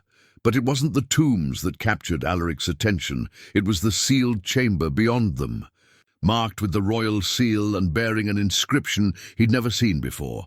By royal decree, contents reserved for the rightful Duke of Ravenshollow and his heirs. Alaric stared at the inscription, his mind racing. Duke of Ravenshollow? His family had been lords of the region for generations, but never dukes. Dukedoms were royal appointments, granted only to the most trusted allies of the crown. Luna whined softly, pressing against his leg as if sensing his confusion. The royal seal on the chamber door was authentic. He recognized the specific design used during the reign of King Edmund III, his father's contemporary. With trembling hands, he broke the seal and pushed open the heavy stone door. Inside lay a small chamber containing a single chest bound with iron and locked with a mechanism that required a specific key. A key that Alaric recognized. It hung on a chain around his neck, a gift from his father on his 18th birthday. For when you're ready to know the truth, his father had said, though Alaric had never understood what he meant. The chest opened with a soft click, revealing documents that would change everything he thought he knew about his family's history. Royal patents granting the Thorne family not just lordship over their traditional lands, but ducal rights over the entire Ravenshollow region. Marriage contracts linking his bloodline to the royal family through his great-grandmother. And most shocking of all, a document bearing the current king's seal, a formal recognition of Alaric as the rightful Duke of Ravenshollow. Dated just 6 months before his father's death. My God, he whispered, sinking to his knees beside the chest, but there was more. Financial records showing that the estate's debts had been artificially inflated through forged documents and fraudulent contracts. Evidence that Lord Blackwood had been systematically purchasing Thorne properties using falsified claims of unpaid obligations. And most damning of all, correspondence between Blackwood and certain military officials, discussing the necessity of removing Alaric from consideration for his inheritance. The pieces of the puzzle fell into place with sickening clarity. Thornwick Pass hadn't been a military disaster. It had been a carefully orchestrated trap. Blackwood had needed Alaric disgraced and stripped of military rank before he could claim the Thorn estates. The betrayal that had ended Alaric's career had been manufactured, using false intelligence and corrupted orders to ensure the mission's failure. And the wolves, the three magnificent creatures who had become his companions, they hadn't been randomly captured from the forest. They were the direct descendants of the pack that had denned on the Thorn ancestral lands for generations, the same bloodline that appeared on his family's heraldic crest. Blackwood had taken them specifically because he knew what they represented, the last living symbols of Alaric's true heritage. "He planned all of it," Alaric said aloud, his voice echoing in the stone chamber. "Every detail, every betrayal. He destroyed my life to steal my birthright." Shadow and Storm moved closer, flanking him protectively. Luna placed her head on his shoulder, her warm breath a reminder that he wasn't alone in this revelation. Among the documents was one final item, a letter in his father's handwriting, sealed and marked, "For my son, when the truth can no longer be hidden." With hands that shook slightly, Alaric broke his father's seal and read the final message from beyond the grave. "My beloved son, if you are reading this, then the worst has come to pass, and our enemies have succeeded in their plot against our family. By now you will know that you are not merely Alaric Thorn, but his grace, the Duke of Ravenshollow, rightful ruler of these lands by blood and by royal decree. Lord Blackwood has coveted our position for decades, but he lacked the royal bloodline necessary to claim it legitimately. Instead, he chose treachery and patience, waiting for the right moment to strike. I fear that my death and your brothers were not the accidents they appeared to be. The wolves you have found, for I am certain you have found them as it was foretold, are the key to reclaiming what is yours. They are the guardians of our bloodline, bred for generations to recognize and protect the true Duke of Ravenshollow. Their loyalty cannot be bought or coerced. It must be earned through acts of compassion and courage.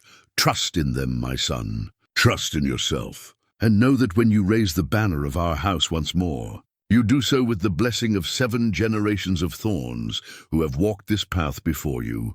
Your loving father, Eldric Thorn, Duke of Ravenshollow Alaric, sat in the stone chamber for a long time, surrounded by the evidence of his stolen inheritance and the loyal animals who had somehow found their way back to him. The weight of responsibility settled on his shoulders like a familiar cloak, heavier than any military rank he'd ever held. But somehow, right in a way that those positions had never been.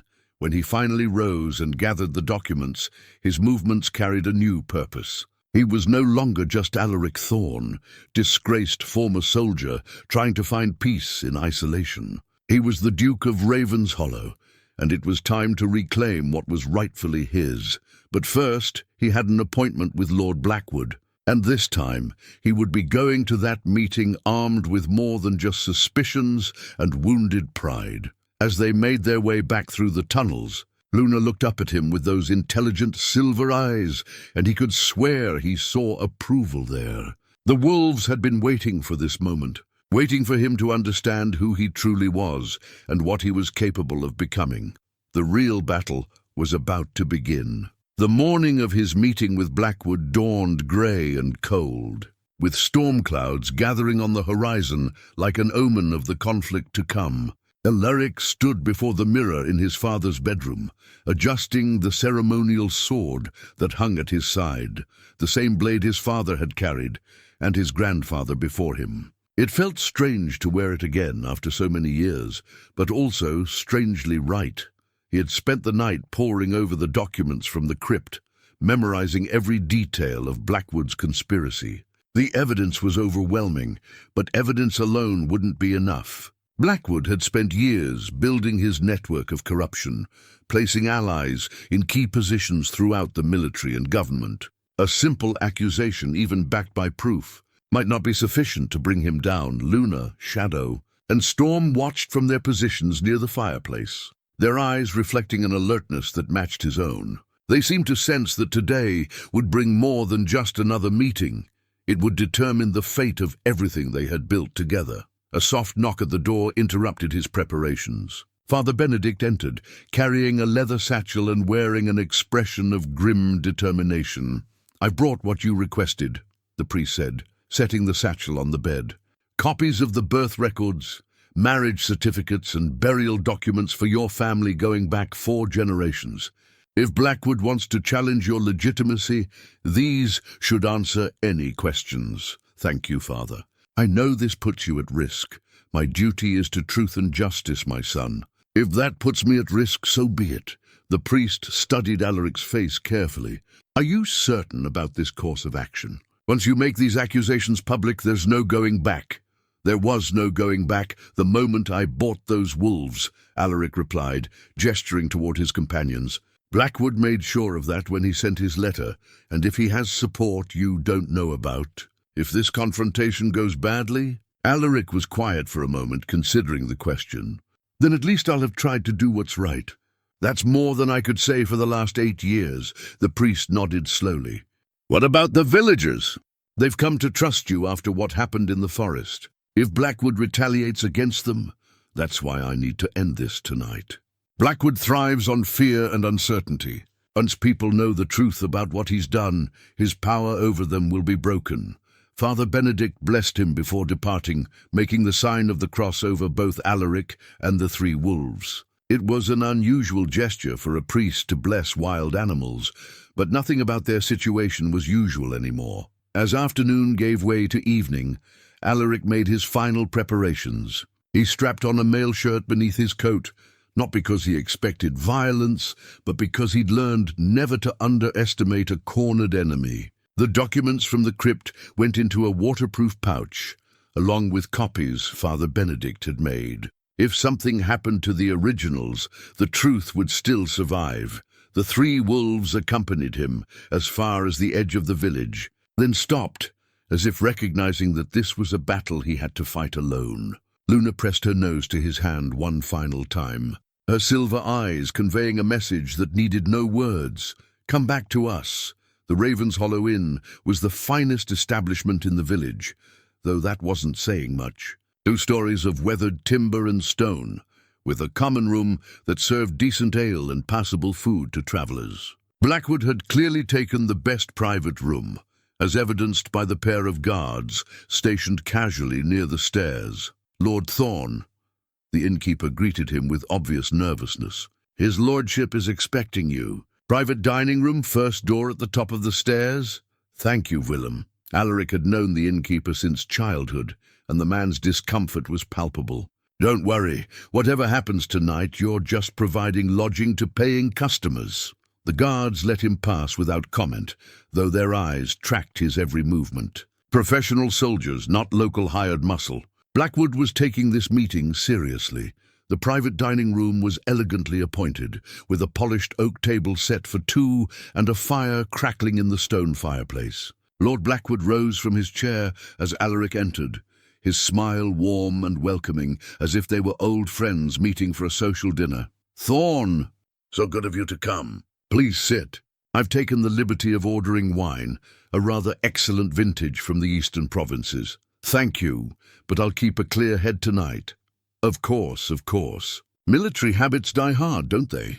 Blackwood settled back into his chair, studying Alaric with the air of a cat watching a mouse. "You look different somehow, more substantial. Command suits you." "I'm not in command of anything anymore." "No? That's odd. The villagers seem to think otherwise. Quite the stir you've caused with those wolves of yours. Though I must say I'm impressed by your unconventional approach to wildlife management." Alaric remained standing, his hand resting casually on his sword hilt. "You didn't invite me here to discuss wildlife management." "True enough. Shall we dispense with pleasantries, then?" Blackwood's smile faded, replaced by an expression of cold calculation. "I know you've discovered certain irregularities in your family's financial affairs. Doubtless you have questions." "I have answers, actually. The question is what you plan to do about them. Answers. Blackwood's eyebrows rose in apparent surprise. How fascinating. And what answers might those be? Instead of responding, Alaric pulled out one of the documents from the crypt, the royal patent declaring him Duke of Ravenshollow. He placed it on the table between them, noting with satisfaction the way Blackwood's face went pale. That's impossible, Blackwood stammered. Those documents were destroyed years ago. I made certain of it. You made certain of destroying copies, perhaps. But the originals were better hidden than you imagined. For a long moment the two men stared at each other across the table. Then Blackwood began to laugh, a sound completely devoid of humor. Clever, he admitted. Very clever. Your father was always more cunning than I gave him credit for. But even if that document is authentic, what difference does it make? You're still a disgraced former officer, with no allies and no army. I have wealth, influence, and friends in very high places. Do you? Alaric pulled out another document. Correspondence between Blackwood and corrupt military officials. Friends like Colonel Morrison? The man who provided false intelligence for Thornwick Pass. I'm sure the current administration would be very interested to learn about his flexible relationship with the truth. Blackwood's composure cracked slightly. You have no proof of Morrison's involvement, don't I? Alaric spread more documents across the table. Financial records, forged contracts, evidence of the systematic theft of Thorn properties. It's all here, Blackwood. Every bribe, every forged signature, every piece of false testimony. 20 years of careful planning, and you documented all of it. Those documents prove nothing. Accusations from a disgraced soldier against a peer of the realm. Who do you think they'll believe? The king, perhaps, when he learns that you've been stealing lands from one of his appointed dukes, that you orchestrated a military disaster that cost the lives of good soldiers. Blackwood was on his feet now, his face flushed with anger and fear. You wouldn't dare.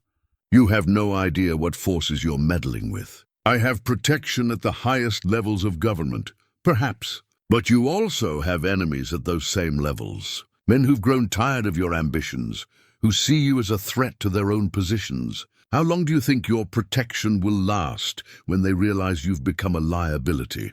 The nobleman began pacing the small room, his mind clearly racing through options and calculations. Outside, thunder rumbled in the distance, and the first drops of rain began pattering against the windows. What do you want? Blackwood asked finally. Justice. Restoration of my family's lands and titles. Your public confession of the crimes you've committed. Impossible. I'd be executed for treason. Yes, you would. Then we have nothing to discuss. On the contrary, we have everything to discuss. Because you're going to do exactly what I've asked.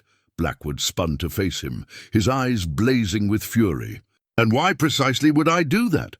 Because the alternative is worse. What alternative? Alaric smiled grimly. Have you ever wondered what happened to the last nobleman who tried to steal from the Thorn family? Lord Aldwyn the Usurper, they called him. This was about 200 years ago. Ancient history has no bearing. He tried to claim the Thorn lands through forged documents and false witnesses. Sound familiar? Alaric's voice took on the cadence of an old story, told around campfires to frighten children. The wolves came for him in the night. Not just a few animals, but the entire pack. They say his screams could be heard for miles, echoing through the forest until dawn. Superstitious nonsense, is it? Tell me, Blackwood, what do you think those 3 wolves of mine are really capable of? What do you think they might do to protect what they consider their territory? Thunder crashed overhead, and the rain began falling harder. Through the window, Alaric could see shapes moving in the darkness beyond the village, 4 sets of eyes reflecting the inn's lamplight. The wild wolves had come down from the forest, drawn by some instinct that went deeper than mere animal behavior. This is madness, Blackwood whispered, but his voice carried more fear than conviction. Perhaps. But it's the kind of madness that's protected the Thorn bloodline for 7 generations. And now it protects me. A howl rose from somewhere near the inn, long and mournful, and filled with ancient warning. Then another and another, until the night air thrummed with the voices of wolves calling to their pack. Blackwood's face went white as bone. What do you want? He asked again, but this time his voice shook. Your written confession, a full accounting of your crimes, and your word that you'll leave these lands and never return. And if I refuse, then we'll let the wolves decide your fate. Another howl rose outside, closer this time. Through the window, Blackwood could see more shapes gathering in the darkness. Not just the 4 wild wolves, but Luna, Shadow, and Storm as well. 7 pairs of eyes, watching the inn with the patience of predators who knew their prey had nowhere to run. You're bluffing, Blackwood said, but his hand shook as he reached for his wine cup. Am I? Alaric moved to the window, and immediately the wolves below lifted their voices in response. A chorus of wild harmonies that spoke of loyalty deeper than civilization, older than law. Tell me, Blackwood, do you really want to find out? The standoff stretched for what felt like hours, but was probably only minutes. Blackwood stood frozen by the window, staring down at the wolves gathering in the inn's courtyard, while Alaric waited with the patient stillness he'd learned in military campaigns. Sometimes the most powerful weapon was silence. This is barbaric, Blackwood said finally, his voice barely above a whisper. No more barbaric than orchestrating a military disaster to further your own ambitions. How many good soldiers died at Thornwick Pass because of your false intelligence? That was different. That was murder, treason, call it what it was. Thunder crashed overhead, and the rain began falling in earnest now, drumming against the windows like urgent fingers. In the courtyard below, the wolves had arranged themselves in a loose circle around the inn, their eyes reflecting the lamplight like fallen stars. Blackwood pulled out a handkerchief and wiped sweat from his forehead, despite the cool evening air. Even if I were to consider your proposal, what guarantee do I have that you won't simply have me killed once you have what you want? You have my word, the word of a man who consorts with wild beasts. Forgive me if I find that less than reassuring. Then you have their word as well. Alaric gestured toward the window. Wolves understand honor in ways that men often forget. If you confess your crimes and agree to leave these lands, they'll let you go.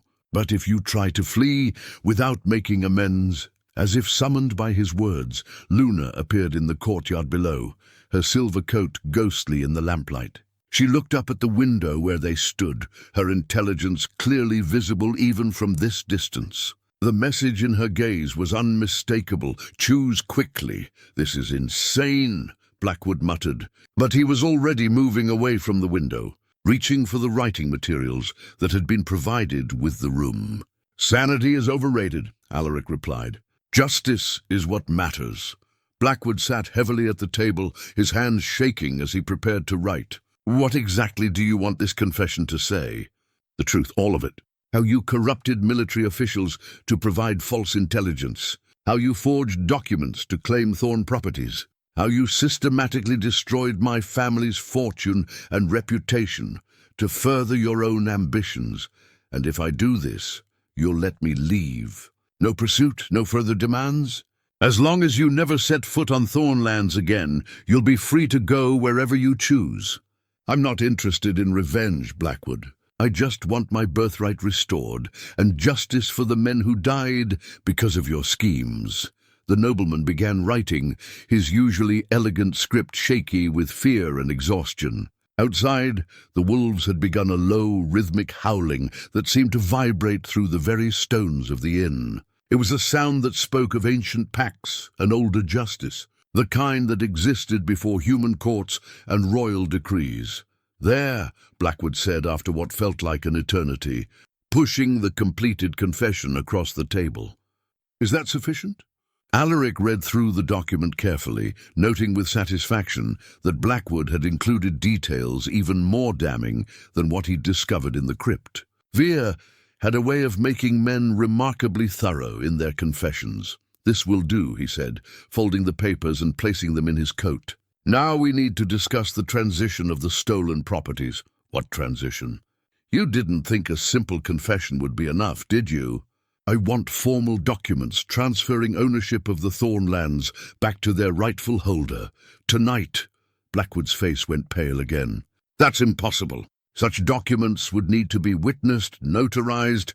Father Benedict is waiting downstairs with the necessary legal forms. All they need is your signature. You planned this. I planned for multiple contingencies, yes. Military training has its advantages. The howling outside intensified, and through the window they could see more shapes moving in the darkness. Word had somehow spread through the village, and people were gathering despite the rain, not too close to the wolves, but close enough to witness whatever was about to unfold. I need guarantees, Blackwood said desperately. Safe passage to the border.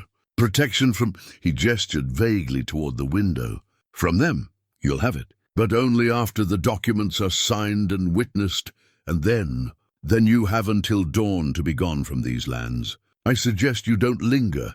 Blackwood stared at the confession in Alaric's hands, clearly calculating his remaining options. Finally, his shoulders sagged in defeat. Very well. Call your priest. Let's finish this business.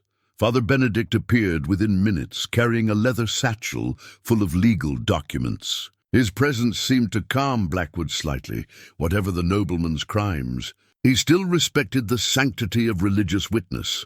These forms will restore all Thorn properties to their rightful owner, the priest explained, as he spread the papers across the table. The signatures must be made in the proper order, with appropriate witnesses. As they worked through the legal formalities, the howling outside gradually subsided. The wolves hadn't left.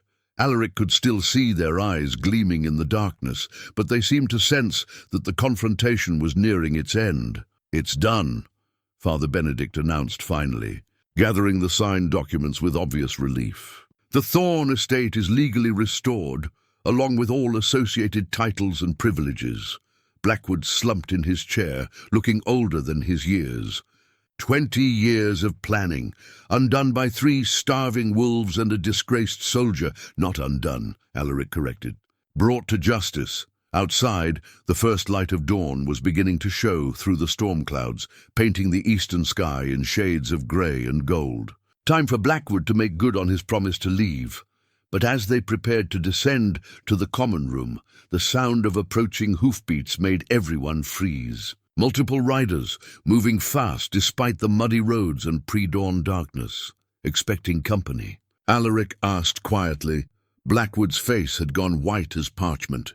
No, but I fear I know who it might be. The riders thundered into the inn's courtyard with the confidence of men who expected no resistance. 8 armed soldiers in military uniforms, led by a figure that made Alaric's blood run cold, Colonel Morrison, the man who had orchestrated his downfall at Thornwick Pass.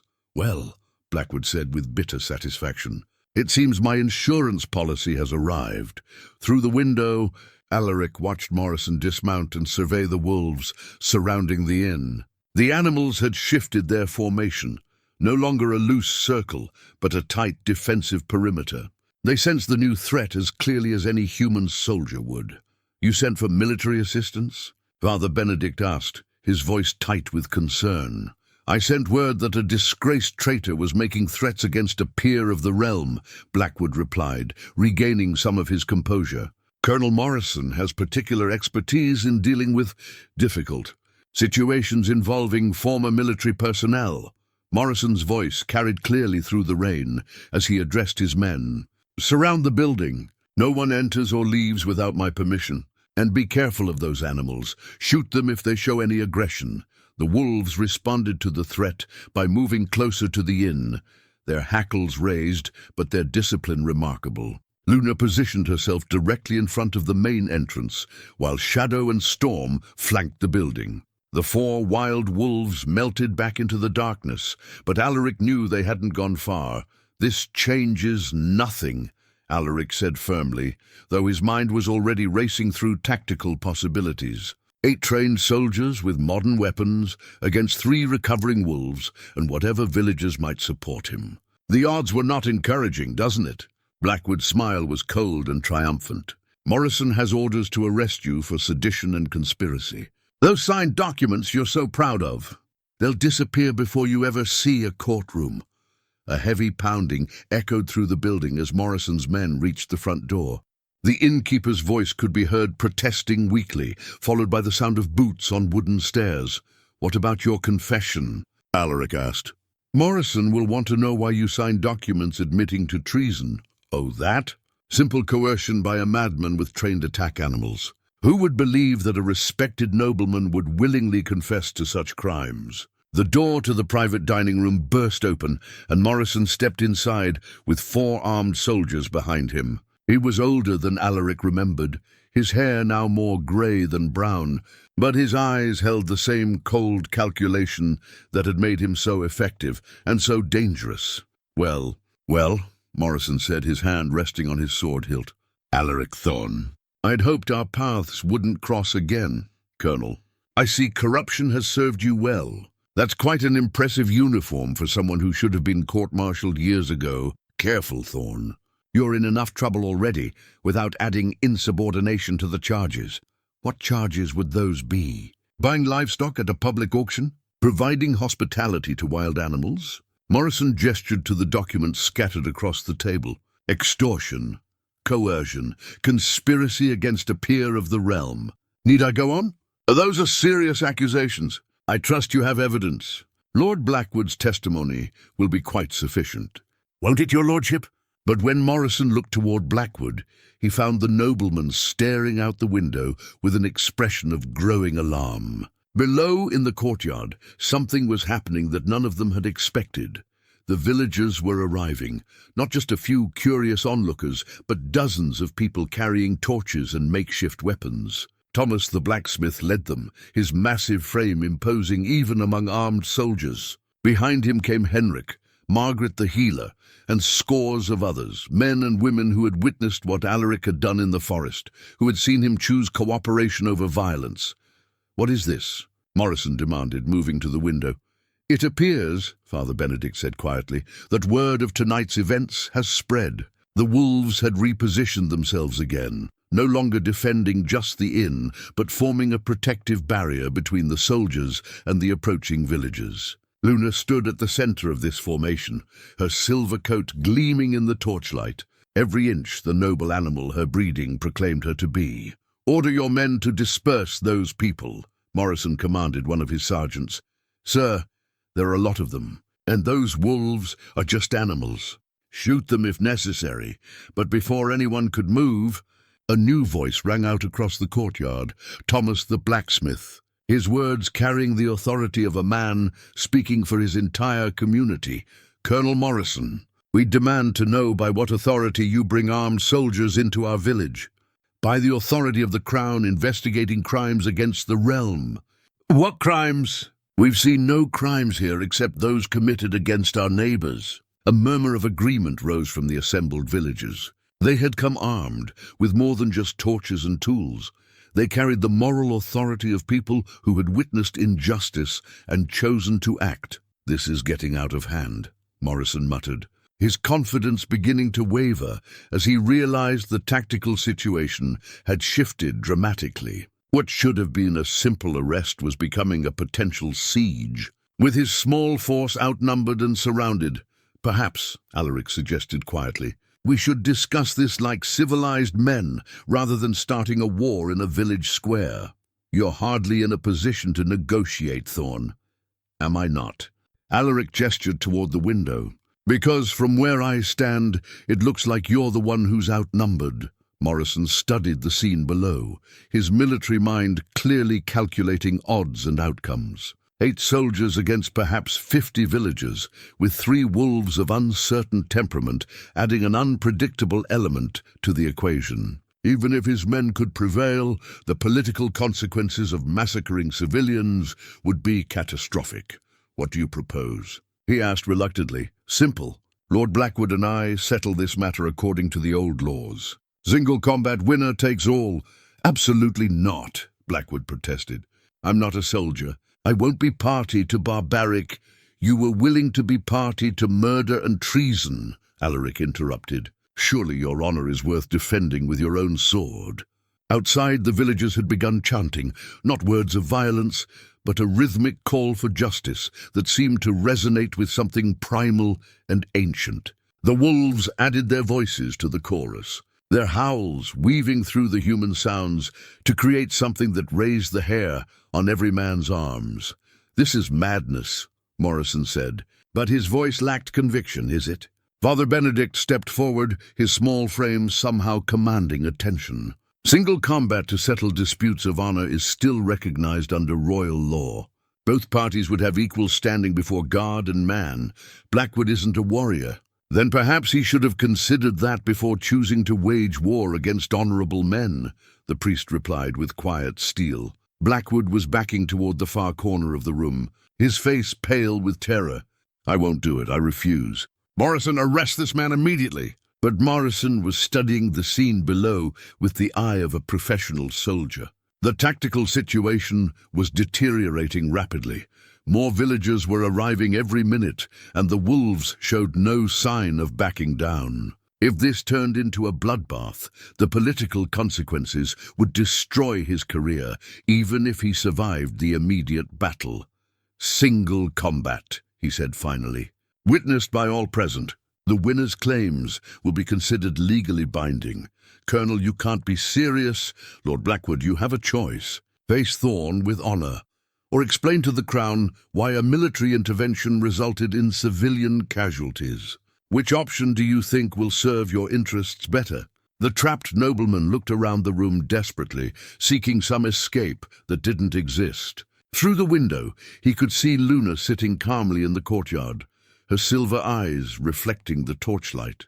There was something almost human in her expression, not malice, but a kind of patient expectation, as if she knew how this story had to end. Very well, Blackwood said, his voice barely above a whisper. But I choose the weapons, swords, and if I fall, Morrison arrests Thorn for murder. If you fall honorably, there will be no arrests, Morrison replied. But the combat must be fair and witnessed. They descended to the inn's common room, where tables and chairs were quickly moved aside to create an impromptu arena. Word spread through the crowd outside, and soon faces were pressed against every window. The wolves positioned themselves around the building's perimeter, close enough to intervene if necessary, but respecting the human ritual about to unfold. Father Benedict produced a worn copy of royal law from his satchel. Reading aloud the ancient provisions for trial by combat, both men would fight with identical weapons, chosen by lot. Victory would go to whoever could no longer continue, whether through death, surrender, or incapacitation. The outcome would be binding under both civil and religious law. Does anyone dispute the legitimacy of this proceeding? The priest asked formally. Morrison looked as if he wanted to object, but the legal framework was solid. Trial by combat was archaic but still technically valid, especially in cases involving disputed titles and claims of treason. Let it proceed, he said reluctantly. The swords were simple military sabers, well balanced and sharp. Blackwood hefted his weapon awkwardly, clearly uncomfortable with its weight and reach. Alaric's blade felt familiar in his hand, not the ceremonial weapon he'd worn earlier, but a practical tool of war. I could still stop this, Blackwood said as they faced each other across the cleared space. One word from me and Morrison arrests you regardless of the outcome here. You could try, Alaric agreed, but I don't think your colonel would survive the attempt. Look around you, Blackwood. Count the odds. Through the window's torchlight illuminated dozens of determined faces. These weren't frightened peasants anymore. They were citizens demanding justice for wrongs too long ignored. And somewhere in the darkness beyond the torches, yellow eyes watched with the patience of predators who knew their time had come. Begin, Father Benedict called out. Blackwood attacked immediately, hoping to end the fight before his lack of skill became apparent. His blade whistled through the air in a wild overhead swing that would have split Alaric's skull if it had connected. Instead, Alaric stepped aside and let the nobleman's momentum carry him past. Lesson 1, Alaric said calmly as Blackwood stumbled to regain his balance. Never commit to an attack unless you're certain it will land. The next exchange was more cautious, both men circling and testing each other's defenses. Blackwood had clearly received some training in his youth, but it was the formal instruction of a gentleman rather than the practical education of a soldier. His movements were technically correct but predictable. Alaric, meanwhile, fought with the fluid economy of motion that came from years of real combat. Every movement served a purpose, every feint led to an opening. He could have ended the fight in moments, but something held him back. Perhaps the desire to give Blackwood one last chance at redemption. "It doesn't have to end this way," he said as their blades locked at the hilts. "Confess your crimes publicly. Make restitution for the damage you've done. There might still be a path to honor." "Never," Blackwood snarled, breaking away and launching another desperate attack. This time, his blade found its mark, opening a shallow cut across Alaric's forearm. The nobleman's eyes blazed with sudden hope as blood darkened the fabric of Alaric's sleeve. "First blood to me," he crowed. "Perhaps you're not as skilled as you think, disgraced soldier." But Alaric's expression hadn't changed. If anything, the wound seemed to focus his attention rather than weaken it. When he moved again, it was with the deadly precision of a man who had finally stopped holding back. The end came swiftly. Blackwood's clumsy thrust was turned aside, his blade sent spinning across the room. Before he could recover, Alaric's saber was at his throat, the point resting against the pulse that hammered beneath his skin. "Yield!" Alaric commanded. For a moment, silence filled the common room. Outside, even the wolves had gone quiet, as if the entire world was holding its breath. "I yield," Blackwood whispered, his voice broken. The roar of approval from the watching villagers shook the building's timbers. Through the windows, Alaric could see faces shining with relief and vindication. Justice had been served, witnessed by all, and sealed in the old way that no court could overturn. Luna's howl rose above the human celebration, triumphant and pure. The broken sword that lay on the inn's floor seemed to shimmer in the torchlight, no longer a symbol of corrupt power, but a reminder that evil, no matter how carefully planned, could still be brought low by courage and honor. The Duke of Ravenshollow had reclaimed his birthright. 1 year later, the autumn sun cast golden light across the restored grounds of Ravenshollow Manor, where overgrown gardens had once sprawled in wild abandon. Carefully tended paths now wound between flower beds and fruit trees, heavy with harvest.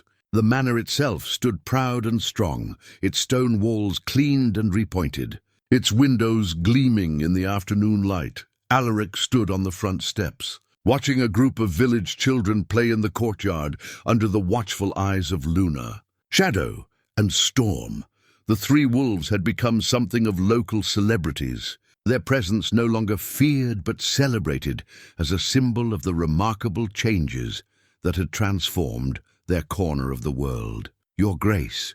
Thomas the blacksmith approached with his characteristic combination of respect and familiarity. "The delegation from the capital has arrived. They're waiting in the Great Hall." "Thank you, Thomas. Any word from Father Benedict about the documents?" "All signed and sealed, sir. The King's representative was quite impressed with the restoration work you've accomplished." Alaric nodded, straightening his formal robes. Today marked the official ceremony, recognizing him as the rightful Duke of Ravenshollow, but the real work of rebuilding had been going on for months. With Blackwood's confession and the restoration of the stolen properties, Alaric had found himself in possession of vast holdings throughout the region, lands that had been systematically mismanaged under corrupt stewardship. The task of restoration had proven more rewarding than any military campaign. Working alongside the villagers, he had repaired roads, restored forests, and established new trade agreements that brought prosperity to communities that had struggled for decades. The wolves had played their part too, helping to maintain the delicate balance between human settlement and wild spaces. Inside the Great Hall, a dozen officials in court dress stood beneath the newly hung banners of the Thorn family. The heraldic wolves seemed to leap from the fabric, their eyes bright with golden thread that caught the firelight. But the most important addition to the family crest was a new element: 3 silver wolves arranged around the traditional design, honoring the companions who had made this restoration possible. "Your Grace," the King's representative, a grave man in his 60s named Lord Chancellor Hartwell, stepped forward with a leather case containing the official documents. "His Majesty has reviewed the evidence of Lord Blackwood's crimes and your family's rightful claims. It is his pleasure to restore you to your hereditary titles and lands. The ceremony was formal, but brief. Alaric knelt to receive the royal seal on his ducal patents, rose to accept the ceremonial sword of his office, and spoke the ancient oaths that bound him to serve both crown and people. But the words that mattered most came at the end, when Lord Chancellor Hartwell stepped forward with a final document. His Majesty has also asked me to present this royal pardon, formally clearing you of all charges related to the events at Thornwick Pass. The investigation into Lord Blackwood's conspiracy revealed the full extent of the false intelligence and corrupted testimony that led to your court-martial. Your military record is hereby restored with full honours. The weight of 8 years seemed to lift from Alaric's shoulders as he accepted the pardon. The shame and guilt that had driven him into exile were finally laid to rest, replaced by the knowledge that his soldiers' deaths had not been caused by his failures, but by another man's treachery. After the officials departed for their return journey to the capital, Alaric found himself alone in the great hall with Father Benedict and the 3 wolves. Luna had claimed a spot near the fireplace, while Shadow and Storm flanked the great chair that served as the Duke's seat during formal occasions. "What news of Blackwood?" the priest asked quietly. "He's taken ship for the Eastern Kingdoms. The terms of his exile forbid him from ever returning to these lands." Alaric's voice carried no satisfaction, only the weariness of a man who had seen too much conflict. "I sometimes wonder if banishment was mercy or cruelty." "Mercy," Father Benedict replied without hesitation. "Death would have been justice, but mercy allows for the possibility of redemption, even for men like Blackwood." Through the tall windows, they could see the village of Ravenshollow in the distance, its rooftops golden in the setting sun. Smoke rose from chimneys, and lights began appearing in windows as families gathered for evening meals. It was a scene of peace and prosperity that had been unimaginable a year ago.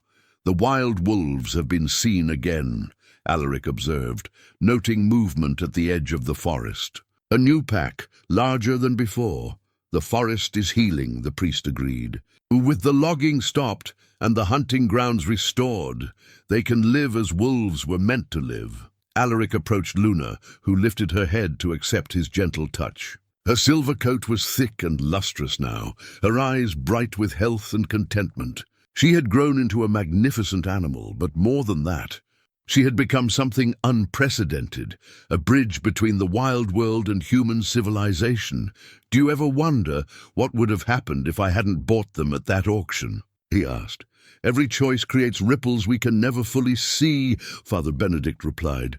"But I believe some choices are meant to be made, regardless of their consequences." Your compassion for 3 dying animals opened a door that had been closed for generations. As if summoned by their conversation, the sound of approaching hoofbeats reached them from the courtyard. Alaric looked out to see a familiar figure dismounting from a travel-worn horse. Willem, the young farmer who had broken his leg during the wolf hunt, now serving as one of Alaric's estate managers. "Your Grace," Willem called as he entered the hall, his slight limp the only remaining sign of his injury. "Word has come from the northern estates. The harvest is complete, and it's the best in living memory. The tenant farmers are asking permission to hold a festival in your honor." "In our honor," Alaric corrected gently. "None of this would have been possible without the courage and loyalty of good people like yourself." As evening settled over the restored duchy, Alaric walked out onto the manor's great terrace with his 3 companions. The wolves arranged themselves around him in their familiar protective formation, but their attention was focused outward, toward the forest where their wild cousins roamed free. A howl rose from the depths of the woods, long, musical, and filled with contentment. Luna answered, her voice joining the ancient song that connected all wolves across time and distance. Shadow and Storm added their voices to the chorus, creating a harmony that seemed to encompass both the civilized world of the manor and the untamed spaces beyond. Standing there in the gathering darkness, surrounded by creatures who had chosen loyalty over freedom, Alaric felt a peace he had never thought possible. The scared, broken animals from the auction had become magnificent wolves. The disgraced soldier had become a just ruler. The isolated manor had become the heart of a thriving community. Sometimes, he reflected, the most profound transformations begin with the simplest acts of compassion. A moment of connection between species. A choice to protect rather than destroy. A willingness to see potential where others saw only problems. In the distance, lights twinkled in village windows like earthbound stars. Children played safely in streets that had once known fear. Wolves ran free in forests that had been restored to wholeness. And at the center of it all, three companions who had taught him that the strongest bonds were not forged through dominance, but through mutual respect and shared purpose. The howling gradually faded, replaced by the gentle sounds of a world at peace with itself. Tomorrow would bring new challenges, as all tomorrows did. But tonight, under stars that shone on wolf and human alike, there was only gratitude for the journey that had brought them all home.